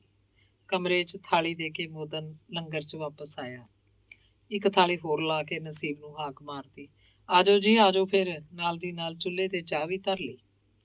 ਲੰਗਰ 'ਚ ਜਾ ਕੇ ਨਸੀਬ ਰੋਟੀ ਖਾਣ ਲੱਗਿਆ। ਮੋਟੀਆਂ ਮੋਟੀਆਂ 2 ਰੋਟੀਆਂ, ਮੂੰਗੀ ਦੀ ਦਾਲ, ਇੱਕ ਕੌਲੀ 'ਚ ਮੱਖਣੀ, ਇੱਕ 'ਚ ਦਹੀਂ, ਖੱਟੀ ਲੱਸੀ ਦਾ ਭਰਿਆ ਵੱਡਾ ਗਲਾਸ। ਨਸੀਬ ਨੇ ਹੋਰ ਕੁਛ ਨਹੀਂ ਮੰਗਿਆ। ਰੋਟੀ ਖਾ ਕੇ ਆਖਣ ਲੱਗਾ, ਚਾਹ ਦੀ ਕੀ ਲੋੜ ਸੀ? ਬਾਬਿਆਂ ਦਾ ਹੁਕਮ ਸੀ ਜੀ। ਖੱਟੀ ਲੱਸੀ ਪੀਤੀ ਹੈ, ਚਾਹ ਪੀ ਲਈ ਤਾਂ ਅੰਦਰ ਜਾ ਕੇ ਲੜ ਨਾ ਪੈਣ। ਆਪਣਾ ਮੂਡ ਠੀਕ ਕਰਨ ਲਈ ਨਸੀਬ ਨੇ ਹਾਸੇ 'ਚ ਕਿਹਾ, ਲੜ ਪਈਆਂ ਤਾਂ ਬਾਬੇ ਹੈਗੇ ਆ, ਫਿਰ ਸਮਝੌਤਾ ਕਰਾ ਦੇਣਗੇ। ਵਾਹ ਵੇ ਮਿੱਤਰਾ, ਬੱਲੇ ਤੇਰੇ। ਮੋਦਨ ਦੀ ਹਾਜ਼ਰ ਜਵਾਬੀ ਉੱਤੇ ਨਸੀਬ ਦੰਗ ਰਹਿ ਗਿਆ। ਫਿਰ ਪੁੱਛਿਆ, ਕਿੱਥੇ ਨੇ ਘਰ ਜਵਾਨ ਦੇ? ਪਿੰਡ ਤਾਂ ਸਾਡਾ ਚੰਨਣ ਵਾਲਾ ਹੈ, ਹੁਣ ਸਮਝ ਲੈ ਬਾਬਿਆਂ ਕੋਲ ਹੀ ਆ। ਇਹੀ ਘਰ ਬਾਰ ਹੈ, ਪਿੰਡ ਤਾਂ ਆਪਾਂ ਜਾਣਾ ਨਹੀਂ ਮੁੜ ਕੇ। ਚੰਨਣ ਵਾਲੋਂ ਕਿਹਦਾ ਮੁੰਡਾ ਹੋਇਆ ਤੂੰ? ਨਸੀਬ ਨੇ ਸੁੱਤੇ ਹੀ ਪੁੱਛ ਲਿਆ। ਅਸੀਂ ਜ਼ਿਮੀਂਦਾਰ ਹਾਂ ਜੀ, ਅਮਰੀਕ ਸੂਹ ਦਾ ਮੁੰਡਾ, ਕੁੱਲਾ ਸੂਹ ਦਾ ਪੋਤਾ। ਨਸੀਬ ਦੇ ਮੱਥੇ 'ਚ ਇੱਕ ਚੀਜ਼ ਸੁੱਟੀ। ਪੁਸ਼ਪਿੰਦਰ ਦੇ ਮਾਮੇ ਦਾ ਨਾਂ ਵੀ ਅਮਰੀਕ ਹੀ ਹੈ। ਝੱਟ ਦੇ ਕੇ ਪੁੱਛਿਆ, ਉਹੀ ਅਮਰੀਕ ਸਿੰਘ ਜਿਹਦੀ ਭੈਣ ਕੋਠੇ ਖੜਕ ਸਿੰਘ ਹੈ? ਹਾਂਜੀ, ਉਹ ਭੂਆ ਹੈ ਮੇਰੀ। ਤੁਸੀਂ ਕਿਵੇਂ ਜਾਣਦੇ ਹੋ ਜੀ? ਮੇਰੇ ਨਾਨਕੇ ਆ ਕੋਠੇ, ਕਹਿ ਕੇ ਨਸੀਬ ਚੁੱਪ ਹੋ ਗਿਆ ਤੇ ਫਿਰ ਕਿੰਨੀ ਦੇਰ ਮੋਦਨ ਦੇ ਮੂੰਹ ਵੱਲ ਟਿਕਟਿਕੀ ਲਾ ਕੇ ਵੇਖਦਾ ਰਿਹਾ। ਮੋਦਨ ਲੰਗਰ 'ਚ ਚੁੱਕਣ ਧਰਨ ਜਿਹਾ ਕਰਦਾ ਫਿਰਦਾ ਸੀ। ਇੱਕ ਵਾਰ ਵਿੱਚੋਂ ਦੀ ਬਾਬਿਆਂ ਵੱਲ ਵੀ ਗੇੜਾ ਮਾਰ ਆਇਆ, ਫਿਰ ਗਿਆ ਤਾਂ ਜੂਠੇ ਭਾਂਡੇ ਚੁੱਕ ਲਿਆਇਆ। ਨਸੀਬ ਲੱਕੜ ਦੀ ਫੱਟੀ ਤੇ ਬੈਠਾ ਘੁੱਟੀ ਘੁੱਟੀ ਚਾਹ ਪੀਂਦਾ ਰਿਹਾ। ਕਿੰਨਾ ਹੀ ਚਿਰ ਮੋਦਨ ਸੰਬੰਧੀ ਸੋਚੀ ਗਿਆ। ਮੋਦਨ ਦੇ ਚਿਹਰੇ 'ਚੋਂ ਉਹਨੂੰ ਪੁਸ਼ਪਿੰਦਰ ਦਾ ਚਿਹਰਾ ਦਿਸਣ ਲੱਗਿਆ। ਉਹੀ ਅੱਖਾਂ, ਉਹੀ ਨੱਕ, ਓਨਾ ਹੀ ਚੌੜਾ ਮੱਥਾ। ਚਾਹ ਦਾ ਛੋਟਾ ਗਲਾਸ ਉਹਨੇ ਖਾਸਾ ਚਿਰ ਲਾ ਕੇ ਪੀਤਾ, ਠਹਿਰ ਠਹਿਰ ਕੇ, ਜਿਵੇਂ ਚਾਹ ਦੀਆਂ ਘੁੱਟਾਂ ਨਾਲ ਹੀ ਗੱਲਾਂ ਕਰਦਾ ਹੋਵੇ। ਚਾਹ ਮੁਕਾ ਕੇ ਨਸੀਬ ਕਹਿੰਦਾ, ਚੰਨਣ ਨਾਲ ਗਏ ਨੂੰ ਕਿੰਨਾ ਕੁ ਚਿਰ ਹੋ ਗਿਆ? 2 ਸਾਲ ਹੋ ਗਏ, ਜਦੋਂ ਦਾ ਆਇਆ। ਮੁੜ ਕੇ ਨਹੀਂ ਗਿਆ ਭਰਾਵਾ, ਬਾਪੂ ਮਰ ਗਿਆ। 9ਵੀਂ 'ਚ ਪੜ੍ਹਦਾ ਸੀ, ਭਾਈਆਂ ਨੇ ਸਕੂਲੋਂ ਹਟਾ ਲਿਆ। ਆਖੇ ਆ ਇੱਧਰ ਖੇਤੀ ਦੇ ਕੰਮ 'ਚ ਪੈ ਸਾਡੇ ਨਾਲ। ਉਹ ਤਾਂ ਦੋਵੇਂ ਵਿਆਹੇ ਵੀ ਆ। ਮੈਂ ਕਿਹਾ ਮੈਂ ਤਾਂ ਪੜ੍ਹਨਾ। ਉਹ ਕਹਿੰਦੇ ਨਿਕਲ ਘਰੋਂ, ਆਪਾਂ ਇੱਥੇ ਆ ਗਏ ਬਸ। ਜੀ ਕਰਦੇ ਨੇ ਭਰਾਵਾ ਕਹਿ ਕੇ, ਜਿਵੇਂ ਆਪਣੱਤ ਜੀ ਦਿਖਾਈ ਹੋਵੇ। ਨਸੀਬ ਨੂੰ ਉਹਦਾ ਮੋਹ ਆਇਆ ਤੇ ਉਹਦੇ ਉੱਤੇ ਤਰਸ ਵੀ। ਮੋਦਨ ਦੀ ਜ਼ਿੰਦਗੀ ਦਾ ਕੁਝ ਉਹਦੇ ਆਪਣੇ ਨਾਲ ਹੀ ਮਿਲਦੀ ਜੁਲਦੀ ਸੀ। ਮਨ 'ਚੋਂ ਦਰੇਵਾਂ ਜਿਹਾ ਲਿਆ ਕੇ ਨਸੀਬ ਨੇ ਅੱਗੇ ਗੱਲ ਤੋਰੀ, ਤੈਨੂੰ ਲੈਣ ਨਹੀਂ ਆਇਆ ਕੋਈ ਬਈ ਚੱਲ ਪਿੰਡ ਨੂੰ? ਨਾ, ਕਿਸੇ ਨੇ ਸਿਆਣਿਆ ਨਹੀਂ ਭਰਾਵਾ। ਕੌਣ ਹੈ ਕਿਸੇ ਦਾ? ਮਾਂ ਹੈਗੀ ਆ, ਉਹਨੂੰ ਭਰਜਾਈਆਂ ਨਹੀਂ ਸਿਰ ਚੱਕਣ ਦਿੰਦੀਆਂ, ਡਹਿਣਾ ਨੇ ਡਹਿਣਾ। ਲੰਗਰ 'ਚ ਬੈਠਾ ਨਸੀਬ ਉਹਦੇ ਨਾਲ ਖਾਸਾ ਚਿਰ ਗੱਲਾਂ ਕਰਦਾ ਰਿਹਾ। ਇੱਧਰ ਉੱਧਰ ਮੋੜ ਪਾ ਕੇ ਉਹ ਕੋਠਿਆਂ ਦੀ ਗੱਲ ਛੇੜਦਾ। ਮੋਦਨ ਦੇ ਫੁੱਫੜ ਹਰਦਿਤ ਸਿੰਘ ਦੇ ਮੁੰਡੇ ਹਰਿੰਦਰਪਾਲ ਤੇ ਕੁੜੀ ਪੁਸ਼ਪਿੰਦਰ ਦੀ ਗੱਲ ਜਦੋਂ ਆਉਂਦੀ ਤਾਂ ਪੱਥਰ ਜਿਹਾ ਬਣ ਕੇ ਰਹਿ ਜਾਂਦਾ ਤੇ ਚਾਹੁੰਦਾ ਕਿ ਮੋਦਨ ਪੁਸ਼ਪਿੰਦਰ ਦੀਆਂ ਗੱਲਾਂ ਕਰੀ ਜਾਵੇ ਤੇ ਉਹ ਸੁੰਨ ਹੋ ਕੇ ਸੁਣਦਾ ਚਲਿਆ ਜਾਵੇ। ਮੋਦਨ ਦੇ ਮੂੰਹੋਂ ਪੁਸ਼ਪਿੰਦਰ ਦਾ ਨਾਂ ਨਿਕਲਦਾ ਤਾਂ ਉਹਨੂੰ ਕੋਈ ਸੁੱਖ ਜਿਹਾ ਮਿਲਦਾ। ਅੰਗ 14ਵਾਂ। ਮੋਦਨ ਲਾਲ ਨਾਲ ਗੱਲਾਂ ਕਰਕੇ ਆਪਣੇ ਘਰ ਆ ਗਿਆ। ਬੋੜ ਥੱਲੇ ਮੰਜੇ ਤੇ ਪੈ ਕੇ ਮੇਰਾ ਦਾਗਿਸਤਾਨ ਪੜ੍ਹਦਾ ਰਿਹਾ। ਮਾਂ ਨੇ ਚਾਹ ਬਣਾਈ ਤਾਂ ਪੀ ਲਈ, ਫਿਰ ਪੜ੍ਹੀ ਗਿਆ। ਵੇ ਤੇਰਾ ਨਤੀਜਾ ਕਦੋਂ ਨਿਕਲੂ ਭਾਈ? ਮਹੀਨੇ ਕੁ ਤਾਈਂ ਨਤੀਜਾ ਵੀ ਨਿਕਲ ਜੂ, ਨਤੀਜੇ ਨੂੰ ਕੀ ਆ? ਚੰਗਾ ਭਾਈ, ਪਾਸ ਹੋ ਜੇ। 14 ਜਮਾਤਾਂ ਵਾਲੇ ਨੂੰ ਤਾਂ ਨੌਕਰੀ ਮਿਲੀ ਜਾਂਦੀ ਹੋਊ, ਟੁਕੜੇ ਪੈ ਜਾਏਗਾ। ਕੀ ਪਤਾ ਹੈ ਮਾਂ, ਐਮਏ ਵਾਲੇ ਵੀ ਠੇਡੇ ਖਾਂਦੇ ਫਿਰਦੇ ਆ। ਅੱਜ ਕੱਲ੍ਹ ਤਾਂ ਬੇਰੁਜ਼ਗਾਰੀ ਬਹੁਤ ਆ।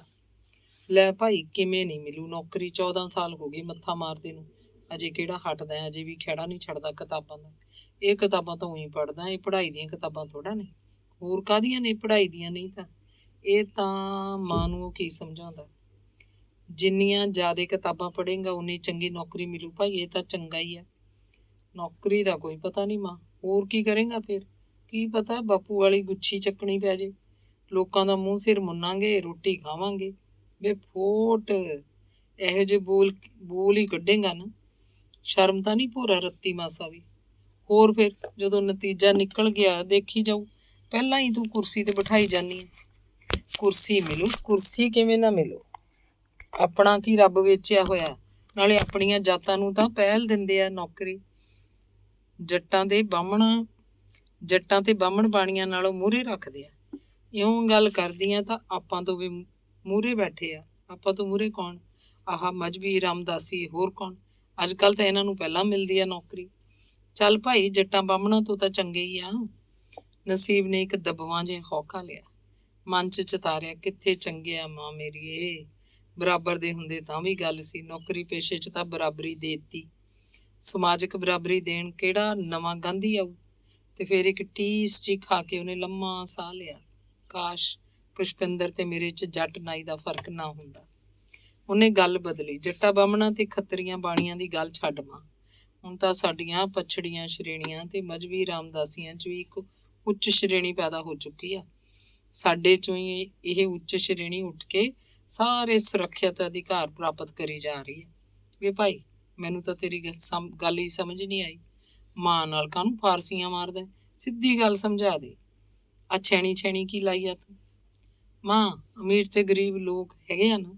ਉਹ ਤਾਂ ਹੈਗੇ। ਅਮੀਰਾਂ ਨੂੰ ਉੱਚ ਸ਼੍ਰੇਣੀ ਆਖਦੇ ਆ, ਗਰੀਬ ਨਿਮਨ ਸ਼੍ਰੇਣੀ ਅਖਵਾਉਂਦੀ ਆ। ਅਸੀਂ ਨਿਮਨ ਸ਼੍ਰੇਣੀ ਦੇ ਲੋਕ ਆ, ਪਰ ਸਾਡੇ 'ਚੋਂ ਹੀ ਅਮੀਰ ਤਬਕਾ ਬਣ ਉੱਠਿਆ। ਉਹ ਕਿਹੜਾ ਭਾਈ?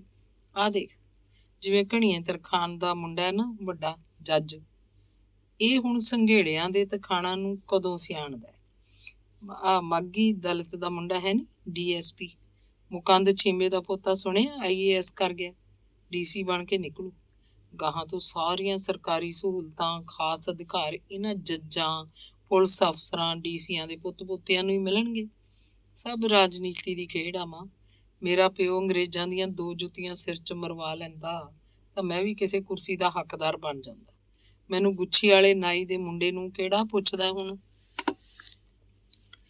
ਘਣੀਏ ਤਖਾਣ, ਮਾਗੀ ਦਲਿਤ ਤੇ ਮੁਕੰਦ ਛਿੰਬੇ ਹੋਰਾਂ ਨੇ ਚਾਹੇ ਮਾਫੀਆਈ ਮੰਗੀਆਂ ਹੋਣ, ਅੰਗਰੇਜ਼ਾਂ ਦੀ ਪੁਲਿਸ ਤੋਂ ਕੈਦਾਂ ਕਿਹੜਾ ਕੱਟੀਆਂ ਸੀ ਉਹਨਾਂ ਨੇ?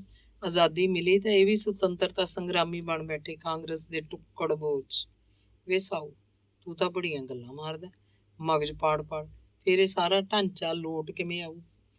ਢਾਂਚਾ ਤਾਂ ਇਨਕਲਾਬ ਹੀ ਕੋਈ ਲੋਟ ਕਰੂ। ਉਹ ਕਿੱਥੇ ਆ ਤੇਰਾ ਇਨਕਲਾਬ? ਦੇਖੀ ਸਹੀ, ਇੱਕ ਦਿਨ ਆਊਗਾ ਮਾਂ ਇਨਕਲਾਬ ਹਿੰਦੁਸਤਾਨ 'ਚ। ਫਿਰ ਅਮੀਰ ਗਰੀਬ ਸਭ ਇੱਕ ਹੋ ਜਾਣਗੇ। ਜ਼ਮੀਨਾਂ ਦਾ ਮਾਲਕ ਕੋਈ ਨਹੀਂ ਰਹੂ। ਸਭ ਨੂੰ ਬਰਾਬਰ ਦੇ ਅਧਿਕਾਰ ਮਿਲਣਗੇ। ਇੱਕੋ ਜਿਹੇ ਘਰ, ਇੱਕੋ ਜਿਹਾ ਖਾਣਾ, ਕੋਈ ਵੱਡਾ ਛੋਟਾ ਨਹੀਂ ਹੋਊ। ਇੱਕੋ ਸਮਾਜ ਬਣ ਜੂ। ਕੋਈ ਕਿਸੇ ਨਾਲ ਵਿਆਹ ਕਰਵਾ ਲੇ, ਇਹ ਜੱਟ ਨਾਈ, ਕੋਈ ਕਿਸੇ ਨਾਲ ਵਿਆਹ। ਵੇ, ਇਹ ਕੀ ਉਦਮੂਲ ਖੜਾ ਕਰੇਗਾ ਤੂੰ? ਨਸੀਬ ਇਹ ਆਖਰੀ ਸ਼ਬਦ ਪਤਾ ਨਹੀਂ ਕਿਸ ਤਾਨ 'ਚ ਆ ਕੇ ਆਖ ਗਿਆ। ਉਹ ਛੇਤੀ ਸੰਭਲ ਗਿਆ, ਫਿਰ ਸੁਰਤ ਜੀ ਕਰਕੇ ਬੋਲਿਆ, ਮੇਰਾ ਮਤਲਬ ਮਾਂ, ਫਿਰ ਇੱਥੇ ਮਨੁੱਖ ਹੋਣਗੇ, ਸਮਾਜਿਕ ਬਰਾਬਰੀ ਹੋਊ। ਇਹ ਜੱਟ ਨਾਈ, ਬਾਹਮਣ ਬਾਣੀਆਂ, ਚੀਂਬੇ ਤਖਾਣ ਕੋਈ ਨਹੀਂ ਰਹਿਣੇ। ਸਭ ਦੇ ਹੰਕਾਰ ਨਿਕਲ ਜਾਣਗੇ, ਸਭ ਦਾ ਘਟੀਆਪਣ ਦੂਰ ਹੋ ਜਾਊ। ਫਿਰ ਤਾਂ ਭਾਈ ਠੀਕ ਹੈ ਤੇਰਾ ਇਨਕਲਾਬ, ਫਿਰ ਤਾਂ ਭਾਈ ਛੇਤੀ ਆਵੇ।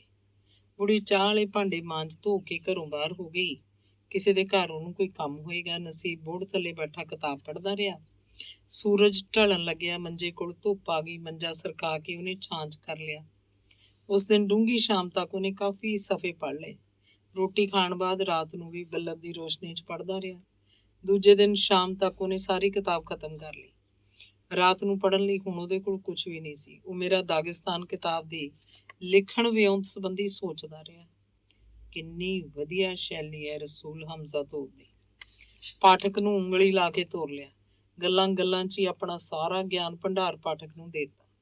ਕਮਾਲ ਇਹ ਕਿ ਪਤਾ ਵੀ ਨਹੀਂ ਲੱਗਣ ਦਿੱਤਾ। ਪਾਠਕ ਤਾਂ ਸੋਚਦਾ ਹੀ ਰਹਿ ਜਾਂਦਾ ਵੀ ਲੇਖਕ ਇਸ ਪ੍ਰਕਾਰ ਦੀ ਕੋਈ ਕਿਤਾਬ ਲਿਖਣਾ ਚਾਹੁੰਦਾ ਹੈ ਤੇ ਲਿਖੇਗਾ। ਕਿਤਾਬ ਖਤਮ ਹੋਣ ਉੱਤੇ ਹੀ ਪਤਾ ਲੱਗਦਾ ਹੈ ਵੀ ਕਿਤਾਬ ਤਾਂ ਲਿਖਤੀ ਗਈ।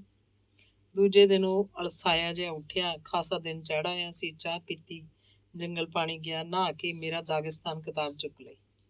ਬਾਬਾ ਟੇਕਦਾਸ ਦੇ ਡੇਰੇ ਨੂੰ ਹੋ ਲਿਆ। ਮਰੀਜ਼ ਆਉਣ ਲੱਗ ਪਏ ਸੀ, ਪਰ ਬਾਬੇ ਹਾਲੇ ਤੱਕ ਆਪਣੇ ਕਮਰੇ ਅੰਦਰ ਹੀ ਸਨ। ਨਹਾ ਧੋ ਕੇ ਪਾਠ ਕਰ ਰਹੇ ਸੀ। ਮੋਦਰ ਨੇ ਮੋਹ ਜਿਹੇ ਨਾਲ ਨਸੀਬ ਨੂੰ ਆਪਣੇ ਕੋਲ ਲੰਗਰ 'ਚ ਬਿਠਾਇਆ। ਬਾਬਿਆਂ ਦੇ ਕਮਰੇ ਵੱਲੋਂ ਆ ਕੇ ਉਹਨੇ ਬਚਦਾ ਦੁੱਧ ਕੱਚ ਦੇ ਛੋਟੇ ਗਲਾਸ 'ਚ ਪਾਇਆ ਤੇ ਨਸੀਬ ਨੂੰ ਫੜਾਤਾ। ਆਪਣਾ ਹੱਥ 'ਚ ਭਿੱਜ ਕੇ ਆਖਿਆ, ਲੈ ਭਰਾਵਾ, ਇਹ ਤੂੰ ਹੀ ਪੀ ਲੈ, ਮੇਰਾ ਚਿੱਤ ਤਾਂ ਅੱਜ ਲੋਟ ਜਾਣੀ। ਅਣਘਾਲਿਆ ਕੱਚਾ ਦੁੱਧ ਵਿੱਚ ਛੋਟੀਆਂ ਇਲਾਇਚੀਆਂ ਦੇ ਦਾਣੇ, ਭਿਉਂਤੇ ਬਦਾਮਾਂ ਦੀਆਂ ਚਿੱਟੀਆਂ ਗਿਰੀਆਂ ਪਾ ਕੇ ਉਬਾਲਿਆ ਹੋਇਆ ਸੀ। ਖੰਡ ਬੇਮਲੂਮੀ ਜੀ, ਕੋਸਾ ਦੁੱਧ ਨਸੀਬ ਨੂੰ ਬਹੁਤ ਸਵਾਦ ਲੱਗਿਆ। ਬਾਬੇ ਸਵੇਰੇ ਚਾਹ ਨਹੀਂ ਪੀਂਦੇ, ਇਸ ਦੁੱਧ ਨਾਲ ਮੂੰਹ ਜੁਠਲਾਉਂਦੇ ਐ। ਬਾਬੇ ਕਮਰੇ ਤੋਂ ਬਾਹਰ ਆਏ। ਚਿਹਰੇ ਤੇ ਸਦਾ ਬਹਾਰ ਮੁਸਕਰਾਹਟ ਨਸੀਬ ਵੱਲ ਝਾਕੇ। ਨਸੀਬ ਨੇ ਸਿਰ ਝੁਕਾ ਦਿੱਤਾ। ਦੂਜੇ ਬਿੰਦੀ ਆਖਣ ਲੱਗੇ, ਲਓ ਜੀ, ਇਹ ਕਿਤਾਬ ਲੈ ਲਓ, ਮੈਂ ਤਾਂ ਪੜ੍ਹ ਲਈ। ਕਿਵੇਂ ਲੱਗੀ? ਬਸ ਇਹੀ ਕਹੂੰਗਾ, ਅੱਜ ਜਿਹੜਾ ਦੁੱਧ ਪੀਤਾ ਨਾ ਮੋਦਨ ਤੋਂ, ਉਸ ਦੁੱਧ ਦੀਆਂ ਘੁੱਟਾਂ ਹੀ ਨੇ ਕੋਰੀਆਂ ਇਹ ਕਿਤਾਬ। ਪੜ੍ਹ ਕੇ ਦੇਖੋ, ਫੇਰ ਪਤਾ ਲੱਗੂ। ਬਈ ਵਾਹ ਨਸੀਬ, ਤੂੰ ਤਾਂ ਆਪ ਵੀ ਲੇਖਾਂ ਵਾਂਗੂ ਬੋਲਣ ਲੱਗ ਪਿਆ। ਕਿਤਾਬ ਲੈ ਕੇ ਉਹਨਾਂ ਨੇ ਮੋਦਨ ਨੂੰ ਦਿੱਤੀ ਤੇ ਆਖਿਆ ਕਿ ਉਹਨੂੰ ਕਮਰੇ 'ਚ ਉਹਨਾਂ ਦੀ ਮੇਜ਼ ਉੱਤੇ ਰੱਖ ਦੇਵੇ। ਵੇਲ ਕੱਢ ਕੇ ਉਹ ਇਹਨੂੰ ਜ਼ਰੂਰ ਛੇਤੀ ਪੜ੍ਹਨਗੇ। ਬਾਬੇ ਵਰਾਂਡੇ 'ਚ ਜਾ ਬੈਠੇ ਤੇ ਇੱਕ ਇੱਕ ਕਰਕੇ ਮਰੀਜ਼ਾਂ ਨੂੰ ਦੇਖਣ ਲੱਗੇ। ਨਸੀਬ ਤੇ ਮੋਦਨ ਲੰਗਰ 'ਚ ਬੈਠੇ ਆਪਣੀਆਂ ਗੱਲਾਂ ਕਰਨ ਲੱਗ ਪਏ। ਨਸੀਬ ਦੀਆਂ ਅੱਖਾਂ ਬਾਰ-ਬਾਰ ਮੋਦਨ ਦੇ ਚਿਹਰੇ ਤੇ ਜਾ ਟਿਕਦੀਆਂ ਤੇ ਉਸ ਚਿਹਰੇ ਨੂੰ ਹੀ ਲਗਾਤਾਰ ਦੇਖਦੀਆਂ ਰਹਿੰਦੀਆਂ। ਮੋਦਨ ਨਾਲ ਗੱਲਾਂ ਕਰਕੇ ਜਿਵੇਂ ਉਹਨੂੰ ਬੇਓੜਕ ਮਾਨਸਿਕ ਸੁੱਖ ਮਿਲ ਰਿਹਾ ਹੋਵੇ। ਬਹੁਤ ਦੇਰ ਤੱਕ ਉਹਦੇ ਕੋਲ ਲੰਗਰ 'ਚ ਬੈਠਾ ਰਿਹਾ ਤੇ ਫਿਰ ਨਿੰਮ ਥੱਲੇ ਆ ਕੇ ਮੰਜੇ ਉੱਤੇ ਪੈ ਗਿਆ। ਅਖਬਾਰ ਆਇਆ ਤਾਂ ਅਖਬਾਰ ਪੜ੍ਹਨ ਲੱਗਿਆ। ਮੋਦਨ ਨੇ ਇੱਕ ਵਾਰ ਚਾਹ ਬਣਾਈ। ਉਧਰ ਬਾਬਿਆਂ ਕੋਲ ਉਹਨਾਂ ਦਾ ਕੋਈ ਖਾਸ ਬੰਦਾ ਆਇਆ ਬੈਠਾ ਸੀ। ਉਹ ਨਸੀਬ ਨੂੰ ਵੀ ਚਾਹ ਦੇ ਗਿਆ।